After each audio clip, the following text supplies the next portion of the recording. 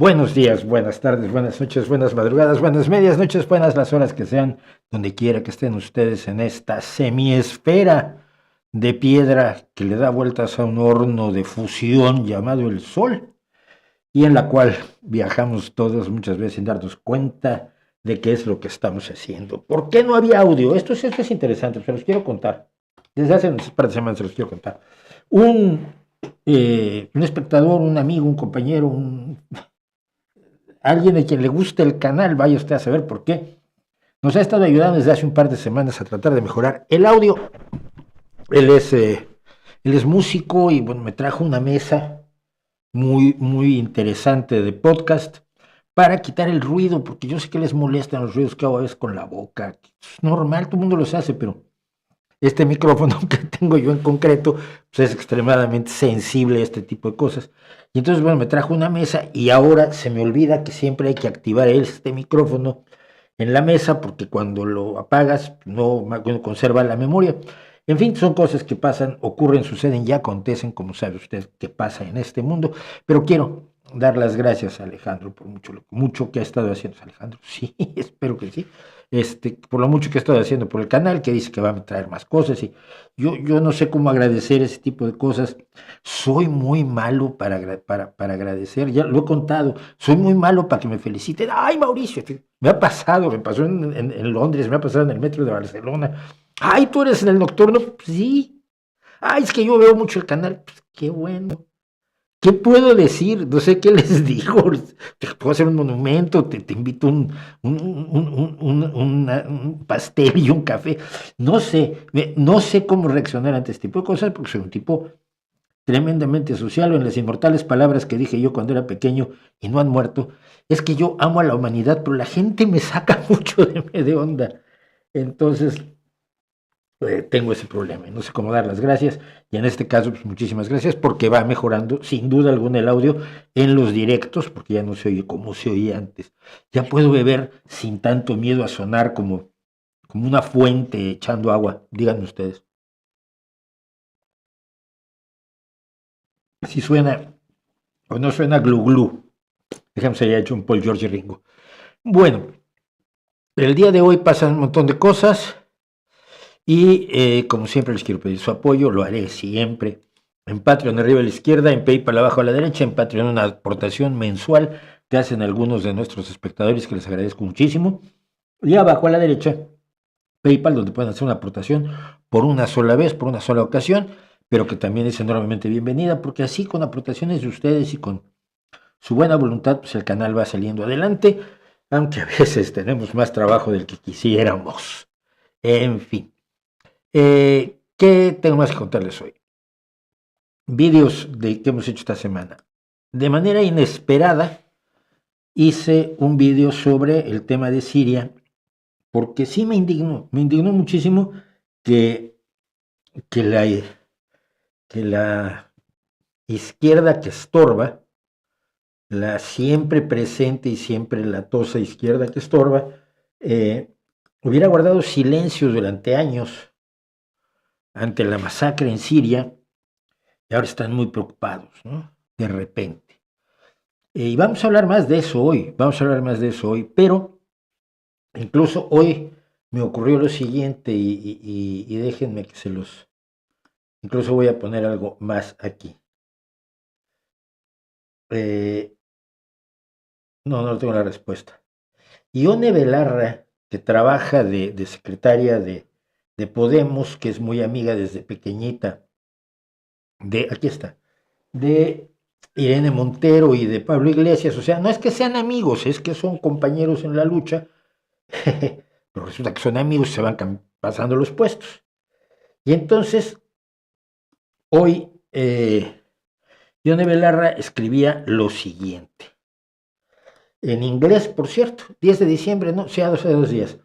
Israel está aprovechando la inestabilidad en Siria para avanzar su plan colonial y genocida, bombardeando varias zonas, incluso Damasco. Virtualmente ningún medio de comunicación occidental lo está informando de ello. No es cierto, yo lo vi en el New York Times.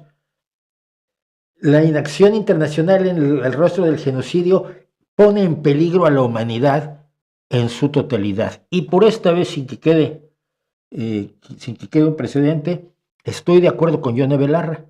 El problema es que como le dije, bien por denunciar el ataque de Israel, pero no tuiteabas del genocidio de Al-Assad en Homs, Tadamón, Ola, Hamá, Al-Hasakah, Ghouta, Idlib y muchos más durante 14 años, donde asesinó gente brutalmente a Al-Assad, mientras la gente de Podemos callaba. Ni el bombardeo a la Facultad de Arquitectura de la Universidad de Alepo te conmovió, Ione. Hay genocidios buenos y malos, y perdón, porque sigue, quedaba una línea que ya no se lee allí en que dice show more, mostrar más, cinismo a tope. Sí, efectivamente, los medios de comunicación occidentales podrían callar o no darle la importancia que usted quiere a los genocidios o a los ataques o a los crímenes de guerra de Israel, y está mal y deben hacerlo. Pero ustedes han callado ante una masacre de 14 años.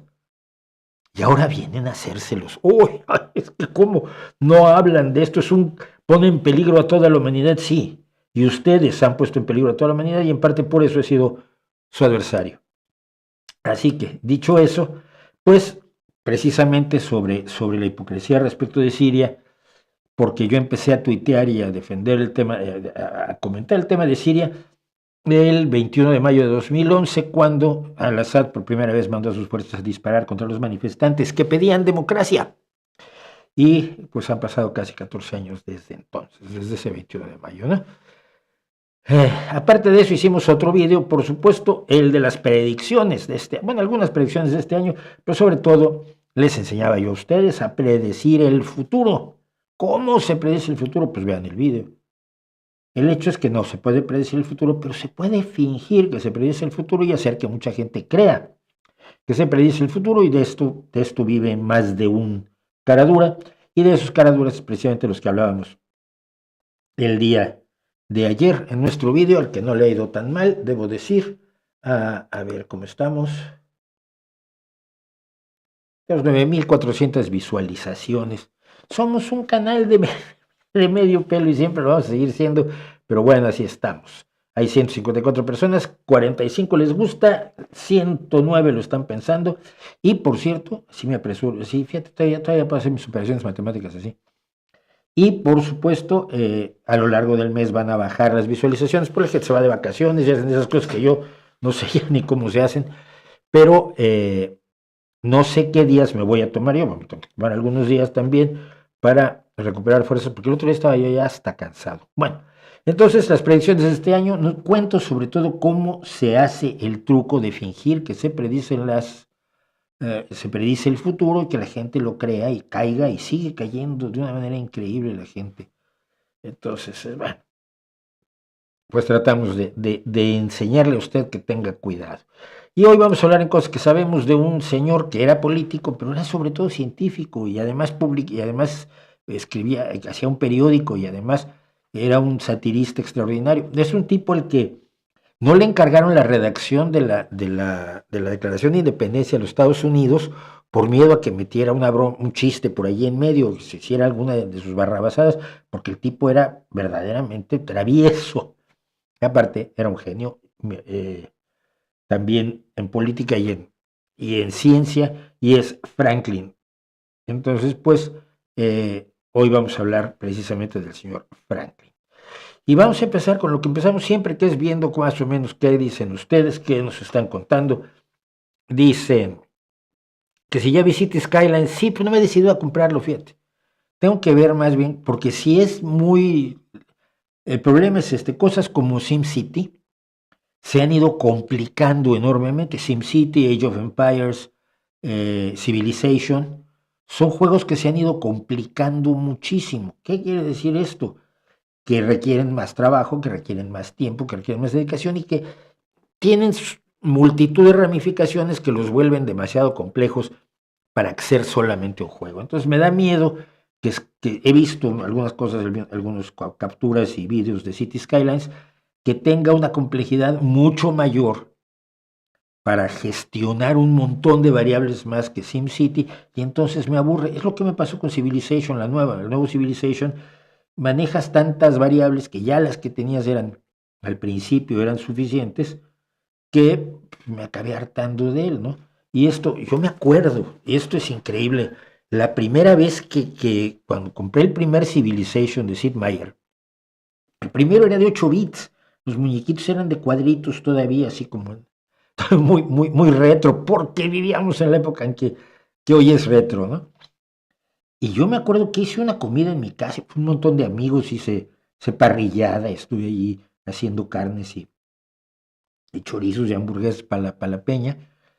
Y luego 3 o 4 de nosotros fuimos a mi despacho y tenía yo Civilization. Les dije, miren esto. A ver si a las 5 de la tarde, ya habíamos comido, ya habíamos tomado el café. Dije, miren esto. A las 6 de la mañana estábamos jugando Civilization y uno, además que es un compañero español, por cierto, que vive ahora en Madrid, vivía en México, quería guerra y quería atacar todo, y otra chica era más de estrategias políticas. Pero vamos, que nos metimos 13 horas jugando Civilization, este super primitivo Civilization de Sid Meier, y era una gozada, era una absoluta gozada. Bueno, me pregunta Palma Matadama, Sergio, ¿será que 21? ¿Será que los famosos que van a cantar a la Basílica en verdad son creyentes? Pues mira, no lo sé, yo creo que sí, porque en general en México, y esto es una tragedia también, el artista de Televisa, que es el típico que va a cantar a la Basílica, pues no es una persona que tenga una educación y una formación y una capacidad de pensamiento crítica muy desarrolladas, por desgracia, habrá excepciones, pero en general así pasa. Entonces yo creo que todos son creyentes, sinceros, firmes, serios, creyentes, y lo van a hacer con toda la convicción del mundo, cantarle a la Virgen, bueno, cantarle a una pintura de una Virgen realizada sobre una tela de lino, a la que a la gente le cuentan que es un ayate hecho de fibras de maguey, que tenía un indígena que nunca existió, donde hubo una aparición que nunca existió, ante un obispo que nunca dijo que había pasado esto, y mira que el tío escribía con pasión, y bueno, etcétera. Pero le van a cantar a una pintura y se sienten muy bien. ¿Qué se le puede decir a la gente? Dice Pollo César, ¿qué se le puede decir a la gente que hoy cree que se abre el portal 1212 a las 12 y puede enviar su intención al universo? No sé ni de qué hablas, pero 1212 es un accidente meramente. 1212 en todo el mundo, a las 12 en todo el mundo, dura 24 horas ese momento. O sea, cualquier hora que lo hagas mientras sean las 12 en otro lugar, es como la gente que bebe, ¿no? Que dice, pues, yo no bebo no bebo antes de las 12, pero ya debe ser las 12 en algún lugar del mundo, y entonces beben a las 10 de la mañana. Entonces, pues si a las 12 es en cualquier lugar del mundo, ¿no? Es una idea numerológica por una coincidencia meramente aleatoria, que la gente cree que tiene un significado y que evidentemente no lo tiene. Imagínate que todos nos pusiéramos de acuerdo, yo y 1212 a las 12, pedimos la paz en el mundo y se lograra. Entonces sí nos impresionaría, ¿no? Si pides pasar tu examen de serbocroata, pues, ¿es eso de que realmente crees que el universo se molesta por eso? ¿Qué tan importante te sientes? Esa es mi duda.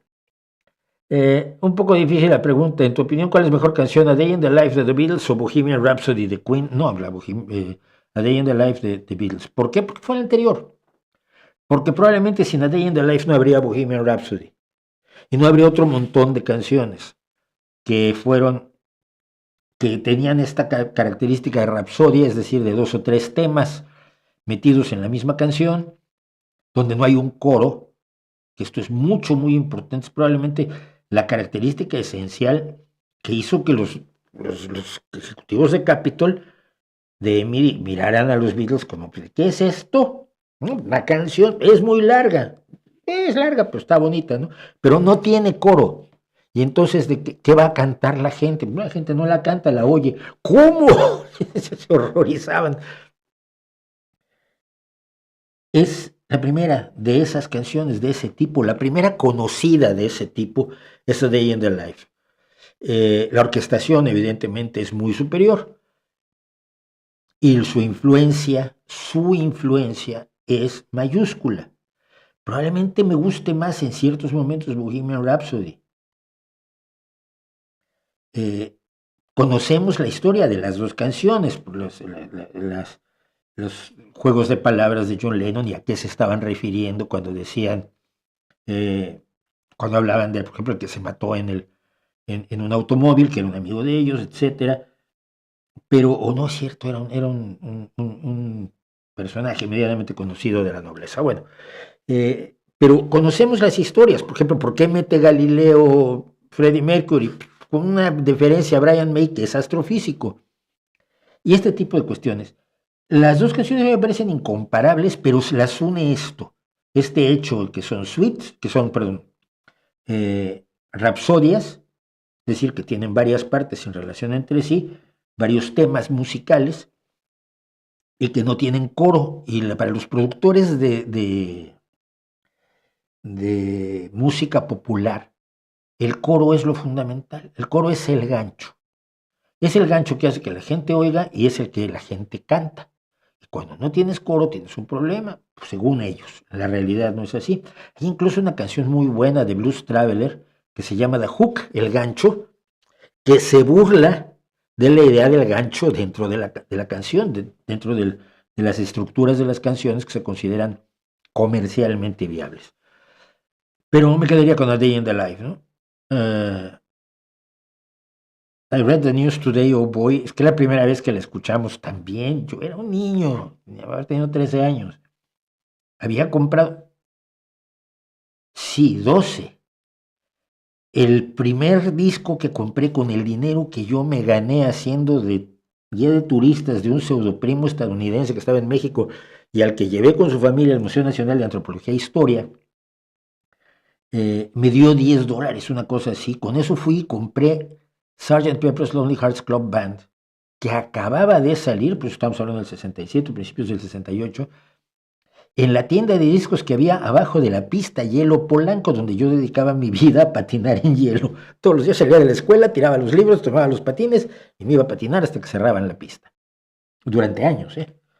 Entonces, fui a esa tienda de discos que conocíamos y fue el primer disco que me compré con mi propio dinero. Y la primera vez que oía en la vida, es una experiencia muy distinta cuando oí por primera vez Rhapsody de Bohemia. Y eso también, obviamente, influye. Dice Andrés Rodríguez, ilustrador, vengo a agradecer la recomendación que hizo hace 2 semanas del cuento Un muchacho y su perro de Harlan Ellison. Por cosas como este canal vale la pena, aunque sea por eso, qué bien que te lo disfrutes. Es un cuentazo, es un cuento largo además, por cierto.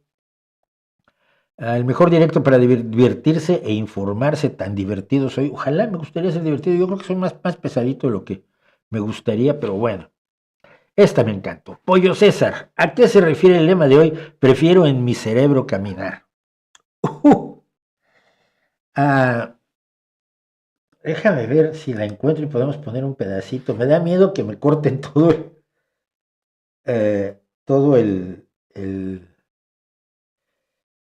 la monetización del canal por hacer esto, pero lo voy a hacer un momento.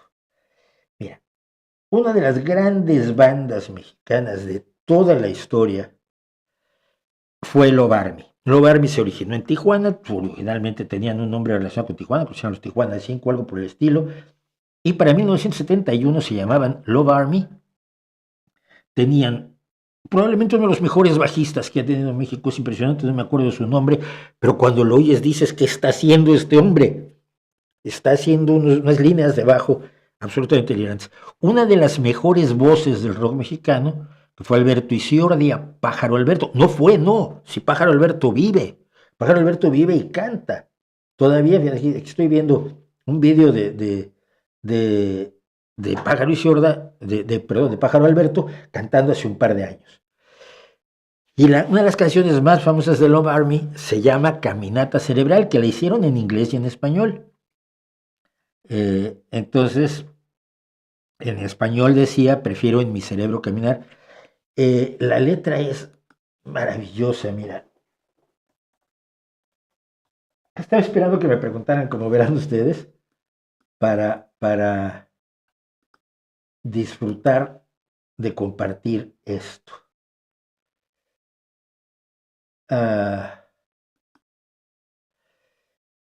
Decía la caminata cerebral de Love Army, perdón.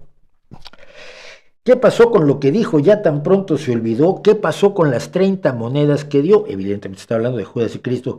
Porque no te creo lo que dijiste, sé que no es la verdad. Lo cierto es que prefiero en mi cerebro caminar. Tendré que caminar. Sindicatos y patrones me han bajado la moral. Si me dejo los calzones también me van a bajar. Sí, porque la justicia toma tiempo y yo no puedo esperar. Prefiero en mi cerebro caminar. Oye, Cristo, no regreses, no te vayan a rapar. Era cuando nos querían cortar el pelo a todos los que usábamos el pelo largo. En la era de Acuario nadie te entenderá. Sí, porque si no regresas no vas a predicar. Nomás de ver tus pelos la gente se va a asustar y te van a hacer llorar. Había, por supuesto, la versión en inglés, Walk Within My Brain, Caminata Cerebral. Lo que pasa es que la letra no es ninguna gran maravilla. El problema de las letras que tenemos en el rock en español y en el mexicano sobre todo, pero el bajo, la sección de metales, por alguna causa las bandas mexicanas, quizás por influencia de la música afrocaribeña, pero hemos tenido bandas con grandes secciones de metales y la sección de metales de Love Army era bestial, pero absolutamente bestial. Estaban usando congas al mismo tiempo que Santana. En fin, que él es una de las canciones que yo considero esenciales para entender la evolución del rock mexicano y pues hoy la usé como esto. Pero vamos a ver si ponemos un trocito y se van a enojar conmigo y todo eso, vas a ver.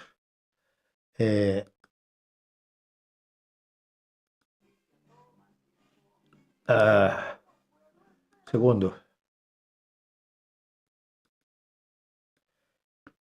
A ver.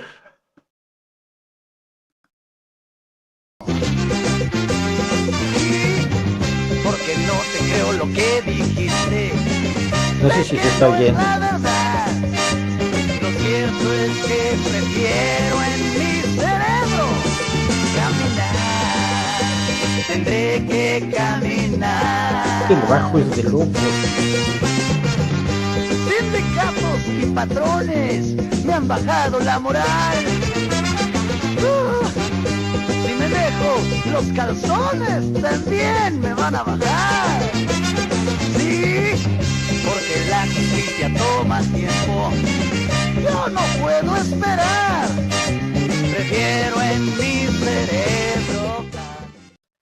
Pues esto es la caminata cerebral de Love Army. De allá a los años, yo tenía 16 años cuando salió esto. Y entonces me ocurrió usarlos hoy a ver si alguien preguntaba. Y entonces podíamos un trozo de la caminata cerebral de Love Army.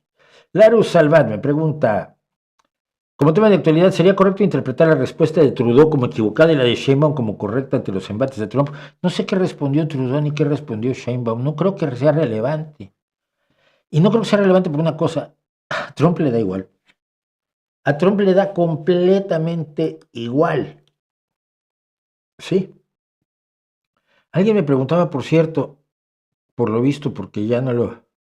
Sí, al principio se me olvida. Gamarán dice... ya se estrenó 100 años de soledad en Netflix, que me da un miedo enorme. ¿Cuál es su opinión de Gabriel García Márquez? A mí me parece un gran escritor, pero no tan gran escritor. Me gustaba más como cuentista, el libro de cuentos de Ojos de Perro Azul siempre me gustó muchísimo, y de sus novelas la que más me gustó, de las que leí, no leí todas, fue El amor en los tiempos del cólera.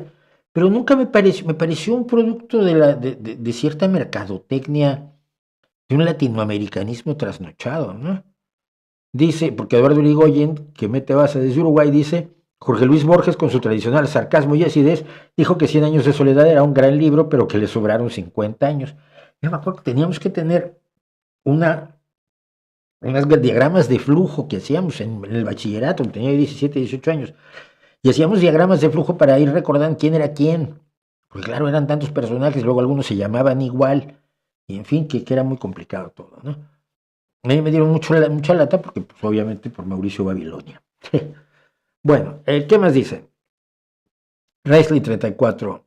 Su única pregunta de hoy dice, ¿qué opina sobre la reacción popular de júbilo tras el asesinato del presidente y director general de la mayor aseguradora sanitaria de los Estados Unidos, la mayor aseguradora de salud? A ver, yo no creo que haya habido júbilo popular, y si lo hay me parece horrible que haya júbilo popular por el asesinato de una persona. Pues si esa persona se comportaba incorrectamente, el procedimiento lógico pues, es llevarlo ante los tribunales o el tribunal de la opinión popular, pero ciertamente 2 tiros por la espalda no son motivo de júbilo ninguno. Han pasado 2 cosas. La primera, vamos a pasar rápido sobre ella. El asesino era guapo. Y entonces en Estados Unidos hubo todo un rollo de qué guapo está el asesino, que me parecía de lo más superficial del mundo. O sea, esto pasó con Ted Bundy, ¿no?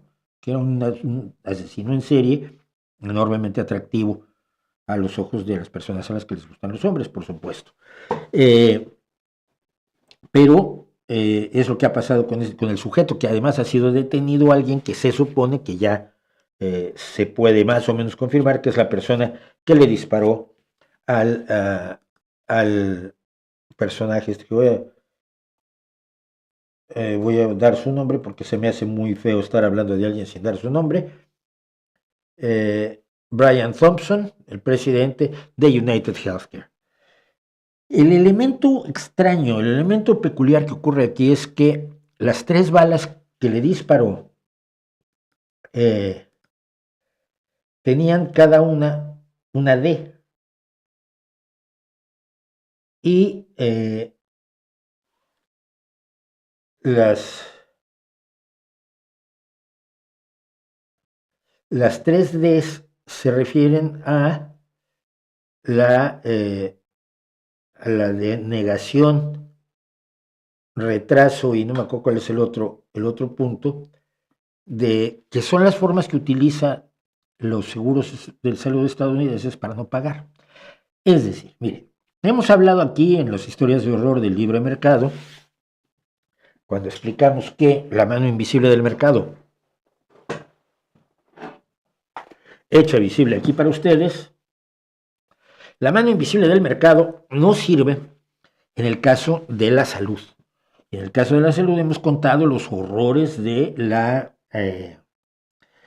salud privada en los Estados Unidos, de los seguros privados de salud. Esto es horroroso. Vamos a quitarlo. Vamos a dejarlo aquí, que se vea pero lejos.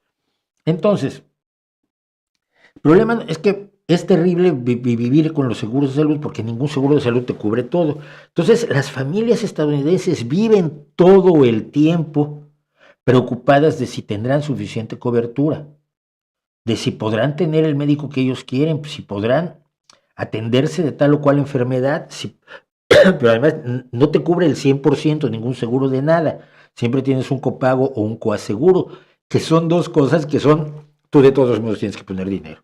El otro día me pasaba alguien un TikTok de una chica que cuenta cómo estuvo, pues tuvo a su bebé, ella ya había tenido un bebé, el parto fue rápido, estuvo una noche en el hospital, nada más que, bueno, sí dejaron que su marido se quedara con ella, tenía su camita ahí para el visitante, para el acompañante, y total que estuvo 24 horas en el hospital, salió con su hijo y luego recibió la cuenta por $36,000. Obviamente el seguro paga una buena parte, pero ella de todos modos tenía que pagar más de $2,000, y eso a muchas familias en el resto del mundo, $2,000 o el equivalente a algo menos de 2,000 euros, algo más de 2,000 euros, perdón, está 95 céntimos ahora, pues le representan un golpe bajo la línea de flotación de la economía familiar. Bien, pero aparte de eso, el problema es que cuando sí cubre algo el seguro, muchas veces no quiere pagar y busca subterfugios. Y cuando los subterfugios del seguro valen, cuando triunfan y se niegan a pagar un servicio de atención médica que te hayan dado y que supuestamente tu seguro cubría, pero se niega a pagarlo y utiliza subterfugios y los subterfugios son exitosos, tú tienes que pagarlo todo.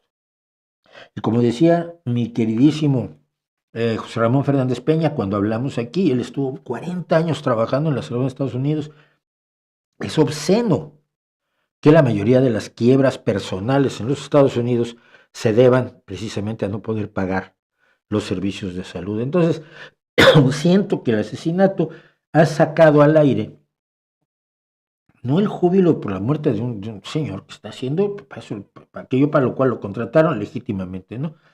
Sino la desesperación de los estadounidenses con un sistema de salud que es el más perverso del mundo, pero del mundo entero, porque no solo es todo privado, sino que es costosísimo, tremendamente costoso para las familias, para los individuos, incluso para las empresas que le dan como beneficios a sus trabajadores el pago de su seguro médico o de parte de su seguro médico.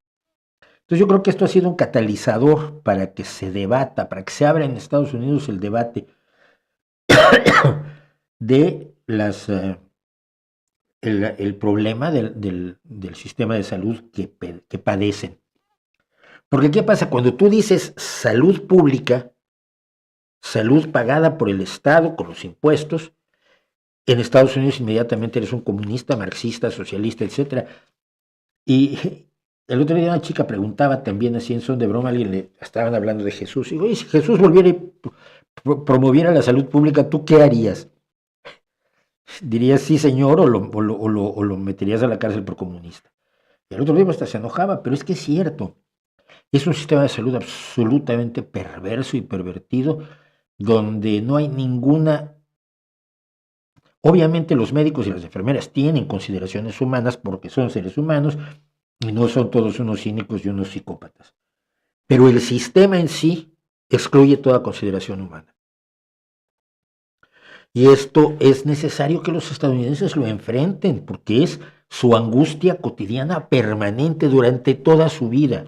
Desde que nacen, como este niño que nace con una deuda de $2,000, hasta que mueren y el pago de los servicios de fin de vida, incluidos los de hospicio o de mantenimiento de fin de vida, representa una carga financiera enorme para las familias, ¿no? Y lo pienso ahora que una amiga mía, compañera del PSOE, por cierto, falleció hace un par de días. Entonces, creo que ese es el tema que se oculta detrás de lo que puede parecer júbilo y que se oculta detrás de la ligereza con la que se toma el hecho de que un señor común y corriente que trabaja, no es el dueño, trabaja de presidente y director general, pues le metan 3 tiros por la espalda, ¿no? Que no es nada agradable.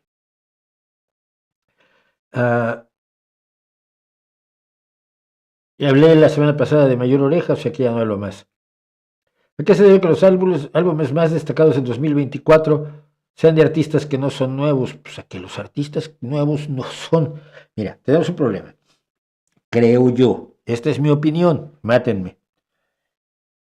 Tenemos grandes músicos jóvenes haciendo cosas maravillosas y yo los promuevo como un enloquecido. Decía yo que me da mucho gusto saber que muchas personas conocieron a The Warren por mí. Espero que conozcan a The Sixers, espero que conozcan a Platinum Moon, espero que conozcan a Burn the Jukebox, espero que conozcan a Plush, espero que conozcan a Freeze the Fall, a As December Falls, etcétera, etcétera. Son todas bandas de hoy. Pero ¿qué ocurre? Que están ocultas detrás de la enorme superproducción de la música comercial. Y la música comercial tiene éxito. Se vende, se escucha, tiene una pila de reproducciones en Spotify, vende discos, vende entradas para los conciertos, pero es olvidable, es prescindible. Es música de usar y tirar. Y entonces a la hora que quieres ver como música uno de los álbumes más vendidos del año, pues resulta que no tienen las características necesarias como para ser considerados realmente relevantes en cuanto a un legado cultural que en todo caso pueden dejar los trabajos de los músicos, ¿no? No todo tiene por qué ser relevantísimo y de legado cultural, pero algo tiene que haber. Y el problema es que cuando lo están haciendo jóvenes, nadie los está mirando, y lo que se está haciendo está ocultándolos, pero pueden sacar la cabeza aquellos que ya tienen un prestigio previo sobre el cual construir el lanzamiento de su nuevo álbum, ¿no? Entonces, Me imagino que esto es lo que está ocurriendo y me parece lamentable. Pero tiene que ver con otra cosa, fíjense, y vamos a empezar por ahí el día de hoy. Tengo una cantidad de material que para volverse loco, no creo que terminemos nada de lo que yo quiero hoy, pero vamos a empezar por aquí. ¡Viva el algoritmo! ¡Sí! ¡Viva el algoritmo de YouTube! Y dirán ustedes, ¿pero qué dice este? ¿Ya chifló? Miren, un amigo mío, un conocido mío, me decía que el otro día entró a YouTube y se había salido, había cerrado sesión de su cuenta normal y de pronto lo que le empezaba a proponer YouTube para que viera era aterrador, o él lo hallaba aterrador, ¿no? Hasta que se dio cuenta que no había iniciado sesión. Cuando inició sesión, pues YouTube usó el algoritmo y dijo, mira, pues este es Javier, ¿no? Para Javier tenemos esto. Y dijo, uy Dios, estoy viviendo en una burbuja. Qué bueno, ¿no? Mira. Cuando yo era joven, y no hace tanto de esto, no hace tanto de esto porque Spotify y YouTube son jóvenes, la música tenías una forma de encontrarla, por la radio. Lo que se tocaba en la radio era lo que tú oías, pero espérate, del tipo de música que a ti te gustaba, por ejemplo el rock, pues había 3 estaciones. En la Ciudad de México, que era gigantesca y siempre ha sido gigantesca, había 3 estaciones, Radio 590, Radio Capital y Rock FM. Entonces, para oír lo que tú querías oír, pues ponías una de esas y esperabas que pusieran lo que te gustaba, ¿no? Pues si tenías amigos que fueran un poquito alternativos, ya tenías un problema. Uy, te enseñaron que existía Quicksilver Messenger Service, una gran banda que nunca estuvo ni en Radio Capital, ni en Radio 590, ni en Rock FM. O si estuvieron, pasaron de noche, pasaron un día que no estaba yo. Si te interesaba cierta música extraña, como por ejemplo la música asturiana, que me interesaba a mí por mantener las relaciones, el vínculo emocional con la tierra de mi abuelo, a quien tanto quiero, aunque no lo conocí, murió 25 años antes que yo naciera, pues entonces ya tenías que ir a los lugares élite. En México era Casa Margolín, era una especie de templo de la música no comercial, donde el menos snob era de lo más snob que te vas a imaginar. Pues yo vengo a escuchar única y exclusivamente. Es como los que ven cine iraní de culto, ¿no? Y ibas allí y decías, oiga, pues, algo de Víctor Manuel. Bueno, pues tenemos este catálogo. Este disco me interesa, lo vamos a traer de España. Y lo traían de España y costaba un huevo de la cara y la llama del otro. Pero esto igual si te daba por la música por la música de arpa paraguaya, que tiene una tradición enorme la arpa paraguaya, o por la música vocal argentina, o por los guitarristas sudafricanos, lo que fuera, por la música clásica de determinados autores no muy conocidos. Había una estación de música clásica en México, una, y tocaban pues, lo más común del repertorio de la música formal. De eso vivíamos, y lo que veías en tele, que era 1000 veces peor, pero en malo. Era la música unitalla, y el cine unitalla, y la televisión unitalla, 3 canales. Un canal para las mamás, un canal para los niños, y un canal que no sé exactamente qué hacía por ahí, pero era el canal 4. El 2 era para las mamás y el 5 era para los niños. A mí me crió la televisión en blanco y negro. Digo que soy retro. Y yo le explicaba a este compañero que precisamente esa burbuja que aparentemente te crea cuando YouTube te sugiere cosas que son más o menos lo que te gustan, es una de sus ventajas. Le decía yo, no tienes que ser el objetivo unitalla de los medios de comunicación generalistas, de la música para todo el mundo blanda y desechable, de vivir con 3 canales de televisión, o menos. En España se vivía con 2, la 1 y la 2. Y la 2 pasaba documentales. No se hace eso, Mauricio. La 2 pasaba documentales. Y una sola estación de radio donde a veces ponen lo que te gusta. ¿Qué tiene de malo que se fragmenten las audiencias? ¿Qué tiene de malo que se fragmenten los gustos perdón, que se fragmenten las audiencias y los gustos manden, tus gustos manden sobre lo que tú puedes ver. Yo, personalmente, ¿dónde iba yo a escuchar punk celta o música medieval en los medios tradicionales? Había que entrar en las élites de discos caros y snobs para huir de la medianía mediática o a circuitos de documentales oscuros que trataban de esa parte de la historia búlgara que te interesa, por lo que sea. Pero cuando te hablaban de Egipto, te hablaban de Egipto, del Cairo de las pirámides. Si tú querías enterarte más o menos de la historia de Luxor, ya estabas, no lo había en televisión. Tenías que buscar en las bibliotecas y lugares donde era difícil investigar cosas. Le digo, yo siempre he pensado que esto permite también al creador encontrar a su público, aunque no sea masivo. Y esto ha también favorecido una explosión de talento en YouTube, en TikTok, en Instagram. Gente que no habría conseguido nunca hacerse de un lugar en los medios dominados por el gusto de los productores. Todos ustedes tienen un comediante de TikTok que es buenísimo y se ríen un montón con él. Ese no iba a llegar nunca a los grandes públicos. Ese nunca iba a estar en la televisión. Porque a lo mejor su público son 20,000 o 30,000 personas. Pero ahí está. Esas 20,000 o 30,000 personas tienen acceso a él. ¿Qué tiene de malo eso? Sí, que la burbuja finalmente crea una cámara de eco, pero puedes salir de ella en el momento que quieras. Nadie te obliga a estar en tu burbuja de Spotify, en tu burbuja de YouTube, en tu burbuja de TikTok, en tu burbuja de Instagram. Nadie te obliga. Ay, es que los demás no quieren salir. No, déjalos. O enséñales algo que les pueda interesar. Pero cada uno de nosotros puede fácilmente romper su burbuja y buscar otra cosa. A veces el algoritmo de YouTube es pesadísimo. Viste un vídeo que no querías ver sobre un tema que no te gusta y sí te bombardea durante una semana con lo mismo a ver si caes, a ver si te interesaba. Que el algoritmo es tonto. Es una receta sencillita escrita por un programador para más o menos tratar de darte lo que te gusta.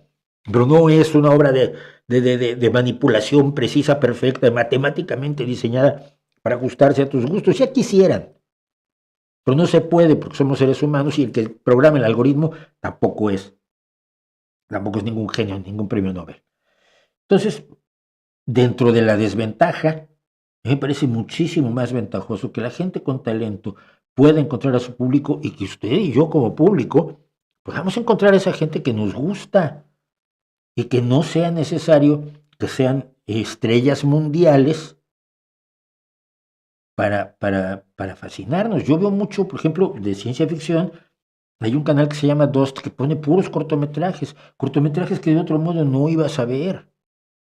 A menos que te fueras a los circuitos, y no todos, pero algunos de esos documentales, de esos cortometrajes, quizás se colaban en los cineclubes a los que iban nada más los que usaban bufanda y se dejaban la barba, no tanto por lo presente lo digo, y llevaban sandalias y fingían que sabían más que todos los demás de su alrededor, los pedantes, los snobs y los altaneros. El circuito del cineclub, el circuito de los exquisitos, el circuito del arte, para unos pocos. Eran menos los que podían acceder antes a ese tipo de creadores de los que podemos acceder hoy, porque podemos acceder de todo el mundo. No necesitas que estén concentrados todo tu público en un lugar geográfico para que vayan a verte al teatro. Puedes hacer el ganso como lo hago yo aquí y tener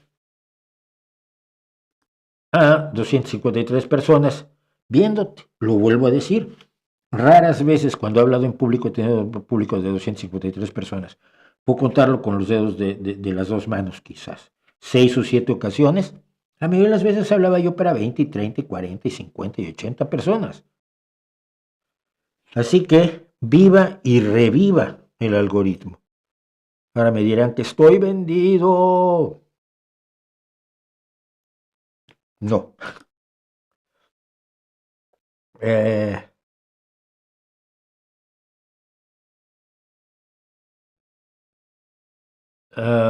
A ver, ¿qué me dicen? Buenos días a David del Castillo. Saludos a todos desde Sacramento, California. Saludos a todos desde la Ciudad de México. Saludos desde Costa Rica. Es que venían dos mensajes distintos. Yo empecé a seguirlo porque me interesa la historia antigua, pero ahora veo que es un poco peligrosín. ¿Yo? No, no, muy peligroso. Mira, decía Bertrand Russell que la gente teme al pensamiento libre más que a ninguna otra cosa en el universo. Y probablemente tenía razón.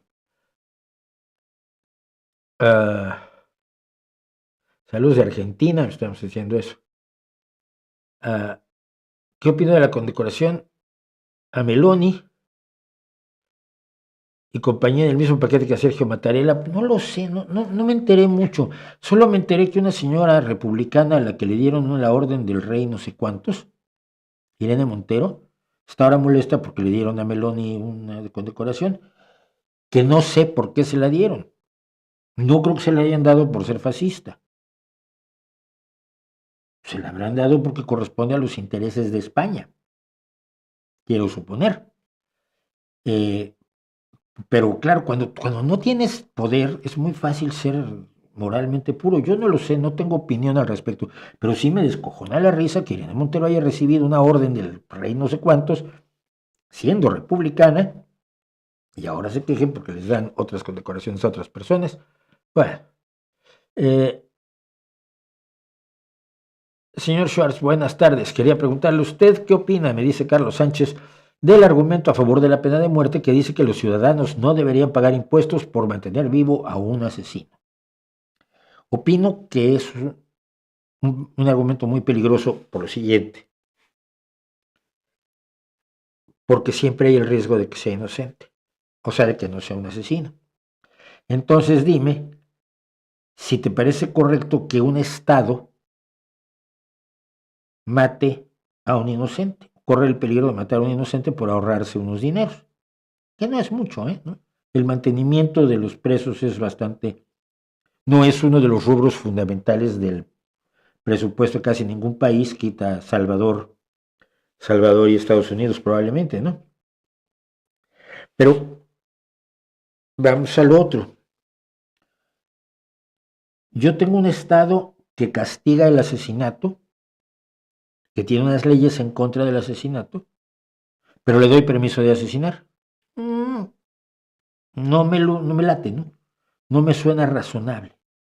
No pienso que sea lógico que ese mismo Estado que se supone que está en contra de la gente que mata a otros, mate a otros. Le estás dando precisamente la posibilidad de matar. La sociedad en su conjunto tiene que ser moralmente superior a sus peores y de ser posible hasta sus mejores integrantes. La sociedad no puede robar porque otros roban, no puede matar porque otros matan. Tratamos de ser mejores que nosotros mismos cuando somos una sociedad, un Estado. El individuo puede buscar venganza, por supuesto, lo haría cualquiera de nosotros. Yo reconozco que me planteo situaciones en las que buscaría yo venganza. Pero vamos, cualquiera de nosotros se las puede plantear. Pero no puedes plantear que el Estado use la venganza. Que el asesino confesó, ¿sabes cuántas confesiones falsas hay por allí? ¿Sabes cuántas confesiones falsas se ha demostrado que son falsas desde que se descubrió la identificación por ADN? De multitud de hombres, sobre todo, pero hombres y mujeres, que estaban en la cárcel durante décadas, que habían confesado para salvarse o porque los pegaron o porque los convencieron. Cualquier psicólogo te puede decir que se puede hacer confesar a alguien falsamente y que se ha demostrado que eran inocentes. Si los hubieras matado a todos, estarías tranquilo. Yo creo que no. Yo creo que es preferible pasarse de munificente como sociedad que tratar de hacer la mano dura. Y eso trajo problemas también con lo de Salvador la semana pasada. Este plano para ser agorero predictor, pero ¿qué piensas sobre la estabilidad futura de Siria? No tengo idea. Pero lo más importante en el caso de Siria es que nadie tiene idea.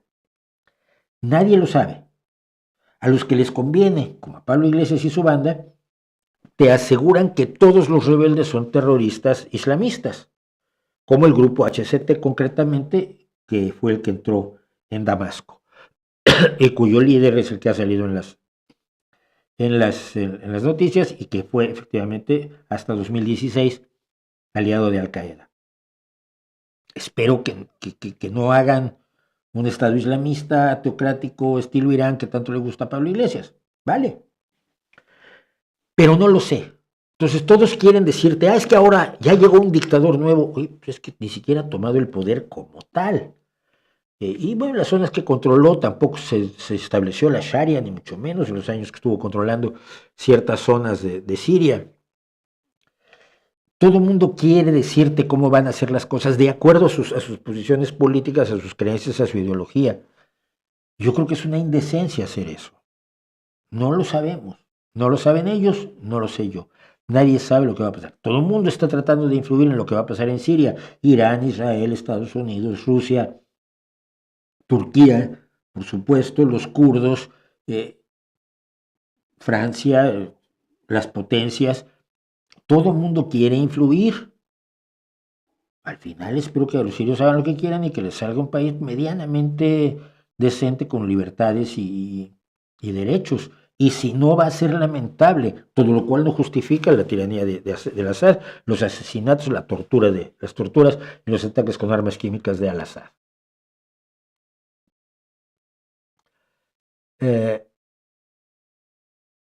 Con respecto, Clara Sánchez, ahora sí vamos a hablar de esto.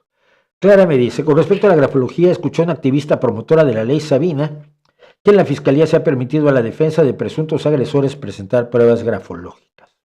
Quizás la misma persona con la que hablé yo. Incluso habla de que este recurso lo utilizó un ex magistrado que hasta fue juez. La ley Sabina busca justicia para víctimas de deudores alimentarios y violencia vicaria. Entonces es la misma persona. Vamos a hablar de la gravedad que ha adquirido el tema de la grafología en México, resumiendo, una grafóloga, una embustera, una charlatana, una estafadora, una timadora, que dice que hace grafología e interpreta, y lo vamos a ver ahora, el lenguaje corporal, y vive de esto, y embauca a la gente con esto, fue exhibida por un divulgador mexicano. Pero el divulgador mexicano pues, tiene un estilo un poco, Jorge Octavio Arroyo Martínez, pues, tiene un estilo un tanto áspero. Y se va de la boquita y entonces ella ha utilizado lo que él dijo para intentar acusarlo primero de... No me acuerdo de qué fue, lo acusó de cosas gravísimas, de violencia de género por decirle perra, por atacarla por ser mujer. No, le estaba atacando por ser grafóloga. O sea, por ser una embustera que dice que es grafóloga. Luego, ahora ha ampliado ya la denuncia hasta el acoso sexual. ¿Cómo acoso sexual? Luego dijo que le habían robado y que había sido él y también lo acusó de robo. Vamos, esta personaje, que es María Fernanda Centeno, que vemos allá a la derecha con esa sonrisa, quiere destruir completamente a Octavio porque Octavio la exhibió.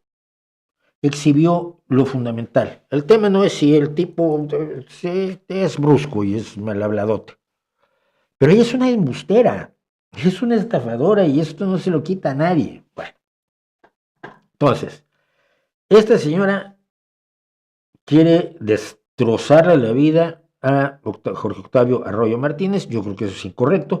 Yo creo que Jorge Octavio podría ofrecer disculpas y punto, pero ¿con quién estamos tratando? Estamos tratando con una persona como esta que te enseña un ritual para evitar conflictos legales. Podemos evitar y ganar las demandas y las audiencias con los materiales y los rituales de magia, de brujería, con pretensiones que ofrece esta señora que de esto vive, María Fernanda Centeno.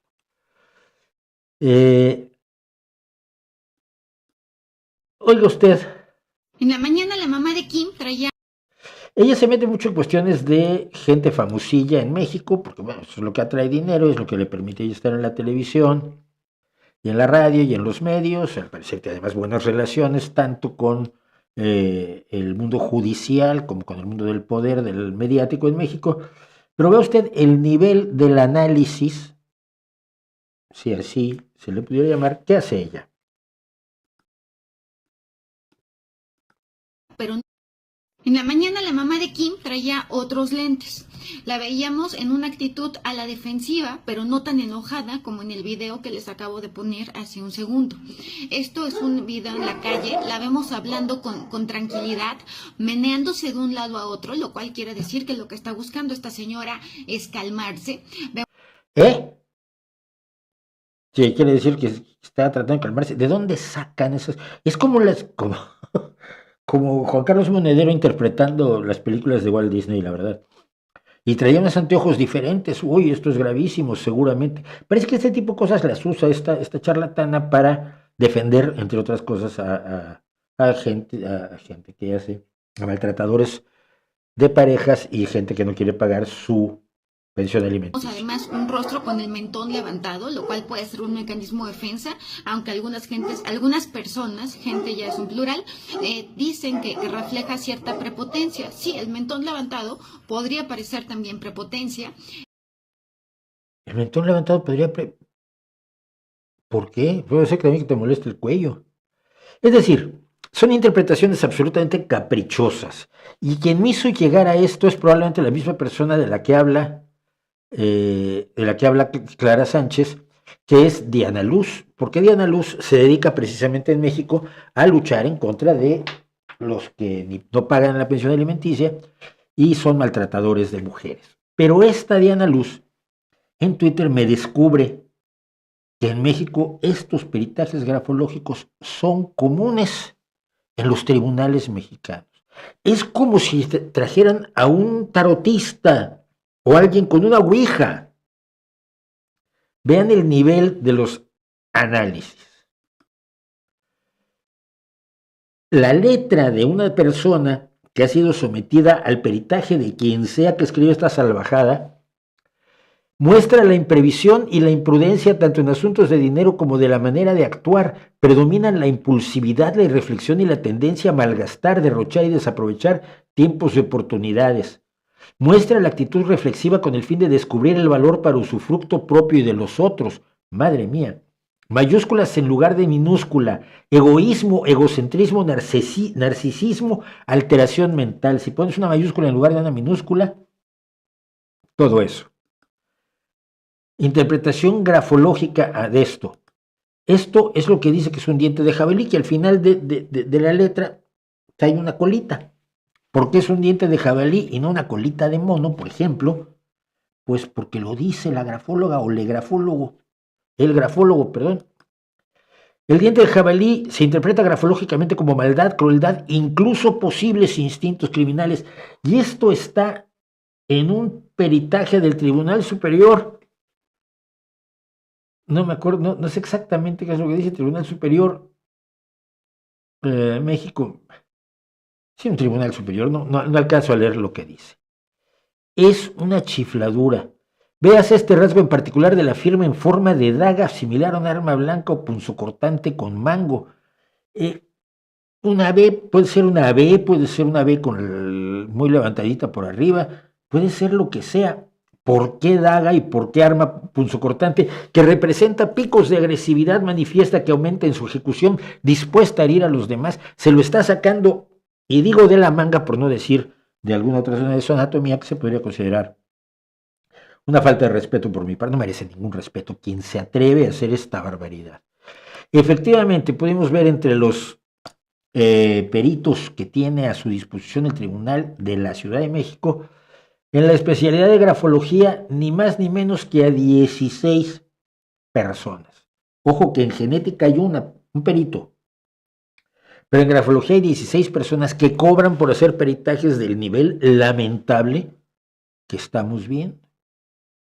Esto es un negocio enorme, mucho más grande de lo que parecía en México. Yo pensaba que era una charlatanada, así como, efectivamente, como leer las cartas del tarot, ¿no? O hacer cartas astrales, tipo de tonterías, que probablemente era el negocio de Marifer Centeno, pero no. Aquí lo que estamos hablando es de grafólogos, muchos, que depredan los dineros públicos fingiendo que pueden hacer algo que nadie puede hacer. Y como un peritaje tiene valor probatorio ante los tribunales, pueden desgraciarle la vida a una persona haciendo este tipo de interpretaciones absolutamente delirantes, sin base alguna, sin ningún sentido científico, sin ninguna prueba, sin ningún estudio previo. Es lo que se les va ocurriendo, como se le va ocurriendo a la otra, que levantar la cabeza es un rasgo de prepotencia. Igual es que no alcanzaba el micro, ¿no? Como yo no alcanzo este. Es gravísimo. Es gravísimo que se esté tratando de destruir a una persona por hacer lo que más urgente considero yo, que es exhibir a los charlatanes, a los embusteros, a quienes abusan de la ignorancia de otras personas para enriquecerse. Es a lo que yo me he dedicado toda la vida. A mí me han amenazado muchas veces, pero nunca me he encontrado con una persona con la capacidad de hacer daño que parece tener esta, y la decisión de destruir. Solo recuerdo una persona así que tenía, bueno, no era capaz de mentir para destruir a otros, pero es gente que me parece que, por el contrario, quien debería estar siendo procesada ante los tribunales sería María Fernanda Centeno, explicando de dónde sacó las barbaridades que está diciendo por todos lados y cómo legitima el dinero que está ganando, y por supuesto con acusaciones que se salen totalmente de la lógica y la razón. Que el otro tipo me insultó, pues mira tú, la vida es así de difícil, bienvenida, grow up. Pero una cosa es que podemos estar de acuerdo en que no te debió insultar, o no estar de acuerdo, digo, pero eso no quita que tú seas una desgraciada charlatana. Y desgraciada en el sentido de falta de gracia, de falta de sentido común y falta de sentido humano para depredar a otras personas fingiendo que puedes hacer algo que no puedes hacer. He dicho, y ya también yo, a ver si no me demandan por insultos. Retiro lo dicho. Creo que Clara es quien hablábamos esta. Yo le pedí permiso, por supuesto, Pero en la mañana la mamá de Kim, a Diana Luz, para utilizar todos los recortes que vieron son tomados de su hilo de Twitter. El vídeo es tomado de su hilo, el vídeo de Marifer Centeno fue tomado de su hilo de Twitter. Y le dije a Diana, pues yo estoy haciendo esto, me gustaría poderlo usar para hablar de él en mi canal, como lo he hecho, dándole todo el crédito que corresponde. La revista Trump ha declarado a Trump persona del año. Sí, me parece. ¿Qué ibas a hacer? Sí, tenía que haber perdido. Es increíble que haya ganado. Hubiera sido genial que nombraran a Elon Musk persona del año. A Trump le revienta el hígado ahí mismo, pero vamos, le hubiera estallado el hígado. Ha sido un espectáculo sanguinolento, horroroso. No, mira, mejor hablemos de que el atleta del año es Caitlin Clark, ¿no? Que es uno de mis ídolos deportivos de este año. Una jugadora de baloncesto como no ha habido ninguna hasta ahora. Si no fuera un insulto, porque no tiene sentido compararla con jugadores masculinos, porque pues como el propio Steph Curry dijo, no pueden decir que es la Steph Curry femenina, porque es quitarle méritos a ella, ¿no? Yo soy el Steph Curry masculino, yo soy el Caitlin Clark masculino. Pero hagan de cuenta la garra y la capacidad de pasar de Larry Bird con la fuerza defensiva, sobre todo de Magic, con el absoluto descaro de Kobe Bryant y la capacidad de tirar desde afuera del estadio que tiene Steph Curry.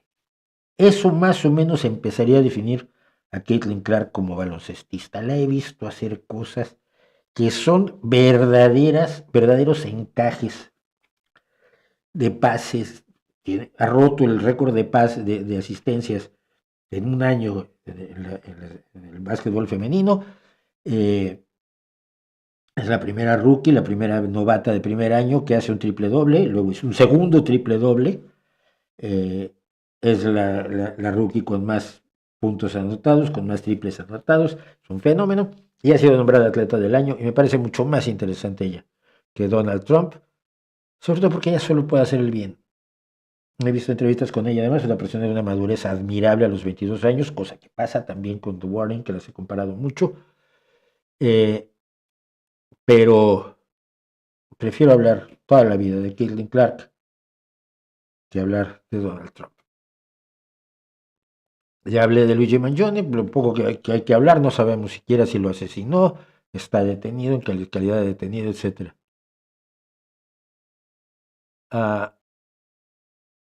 Dice Orquinus Delfinoideo, ¿has visto la encuesta que dice que entre los jóvenes domina Vox? Yo cada vez tengo más miedo de que acabemos gobernados por unos fachas oscurantistas de los que nos costará librarnos. No he visto esas encuestas y habría que ver quién las hace, porque también tenemos luego gente haciendo encuestas que espérate tantito. Pero la derecha tiene atractivos, lo comentábamos la semana pasada, la derecha tiene atractivos si la democracia no se está sabiendo defender. Quizás no estamos sabiendo defender a la democracia. Pero mira, la democracia tiene todos los defectos que tienen las otras formas de gobierno, todas las cuales son dictatoriales, ya sea oligárquicas, tequistocráticas, aristocráticas, o tiranías y dictaduras de distintas variedades, pero básicamente el gobierno de uno o de un pequeño grupo. Todas las desventajas que puedan tener las dictaduras las puede tener la democracia. El problema es que ninguna de esas tiene las ventajas que sí tiene la democracia. Entre otras, el poder hablar, como hablo yo, y como hablamos todos. Esa gente que va en contra de la democracia y sus libertades burguesas, usando la libertad burguesa de expresión, me matan de la risa. Pero en fin.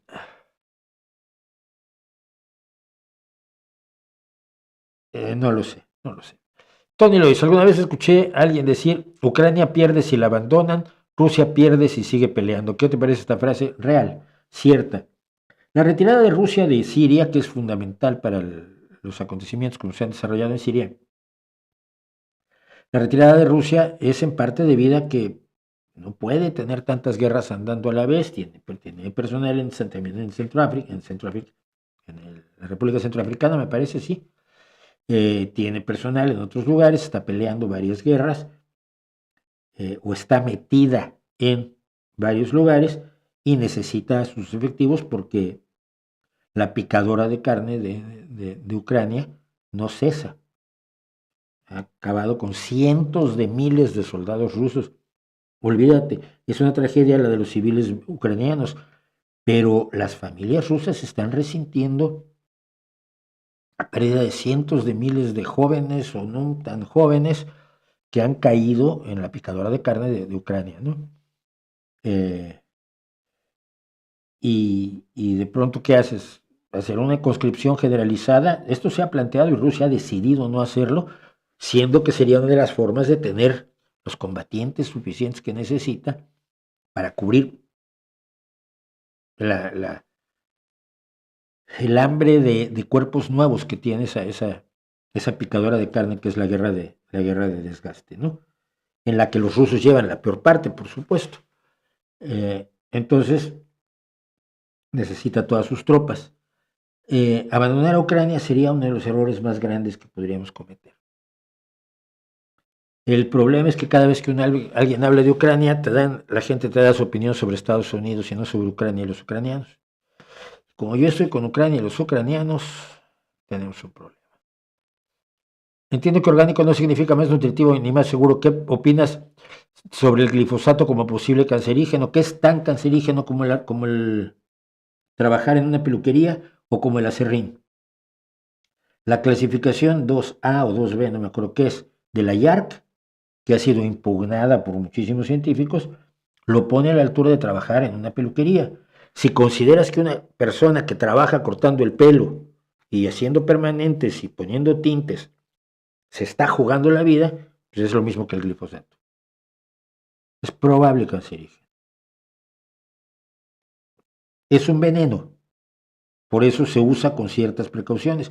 A mí mucho de lo que me han dicho durante décadas, que no está muy bien fundamentado, pero algunos casos que me han comentado de Argentina, que tiene una glifosatofobia brutal, siempre me han dado la impresión de ser dueños de grandes extensiones de tierra que mandan a sus peones a aplicar glifosato sin la protección adecuada para la aplicación de un veneno.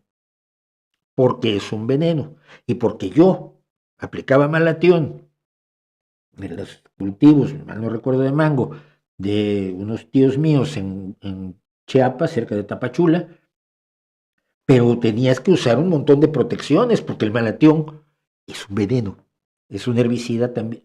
No, el malatión es insecticida. Los insecticidas y herbicidas son venenos. Si te bebes un vaso de eso, probablemente te mate. Esto no quiere decir que el glifosato llegue al consumidor, como el malatión o el paratión no llegan al consumidor. Entonces, todo está extremadamente manipulado por parte de grupos de interés también, pero cuando quitas a los grupos de interés, lo que dice la ciencia es que el glifosato es el más seguro de todos los herbicidas que tenemos. ¿Es 100% seguro? No, ninguno lo es. Pero es el más seguro de todos los que tenemos. ¿Y por qué los necesitamos? Hombre, para tener ciertas cosechas, para poder comer. Porque si no aplicas herbicidas, si no aplicas plaguicidas, y si no aplicas fertilizantes, 3 cosas que odia la agricultura ecológica, pues lo que tienes es menos producción. Si tienes menos producción, pues hay menos comida, y si hay menos comida, pues alguien se queda sin comer. Es así de sencillo. Hemos logrado producir suficiente comida, pero no en los lugares donde es necesario. Entonces, de nada sirve que tengas un exceso de naranjas en California si necesitas trigo en Ruanda. En Ruanda no, además Ruanda tiene en este momento una agricultura floreciente y en excelentes condiciones. En algún país, el que tú quieras, el más pobre. Si te hace falta trigo allá, lo que necesitas es poder plantar trigo allí con una productividad adecuada suficiente para que los agricultores puedan sobrevivir. Y esto solo se puede hacer utilizando la biotecnología y la tecnología agrícola de la que disponemos, que hemos desarrollado y que ha permitido que en los países opulentos ya no haya hambre. Pero es que a principios del siglo XIX, del siglo XX todavía había hambre en estos países que tú ves como los avanzados, en Alemania y en Noruega y en Suecia y en Estados Unidos y en Inglaterra. Había hambre a principios del siglo XX. Es la revolución verde, es la aplicación de la tecnología, es el uso del conocimiento científico aplicado a la agricultura el que ha permitido que no haya hambre en España o en Alemania o en Francia hoy. Pero esto es novedoso. Y cuando quieres acabar con el hambre en África, viene Vandana Shiva y Elena Álvarez Bulla y te dicen, no, porque el glifosato mata. Y la falta de comer mata más. One Hour One Life no debe haber gustado, no lo probé todavía, no he tenido mucho tiempo.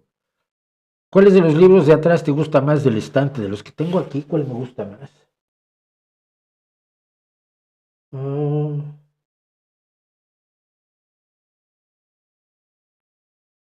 Pues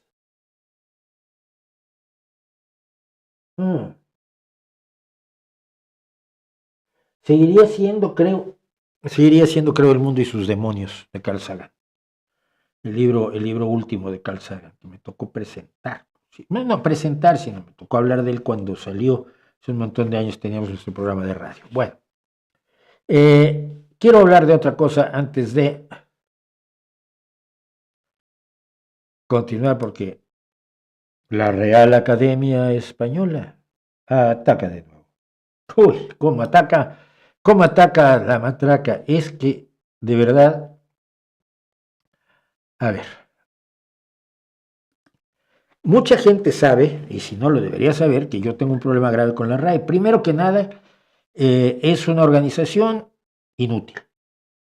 Es una organización monárquica. Es una organización donde una serie de personas que no saben de cómo confeccionar diccionarios, confeccionan un diccionario. Es decir, novelistas, caricaturistas, biólogos, abogados, historiadores, amigos de los abogados e historiadores, porque es un organismo tan absolutamente endogámico que ¿sabes cómo se llega a ser académico de la lengua? Que te nombren los demás académicos. O sea, o eres amigo de ellos o no tienes esperanza alguna de entrar en el grupo cerrado de estas personas que no saben de lexicografía, que significa el arte de hacer diccionarios, y hacen un diccionario. Es de locos.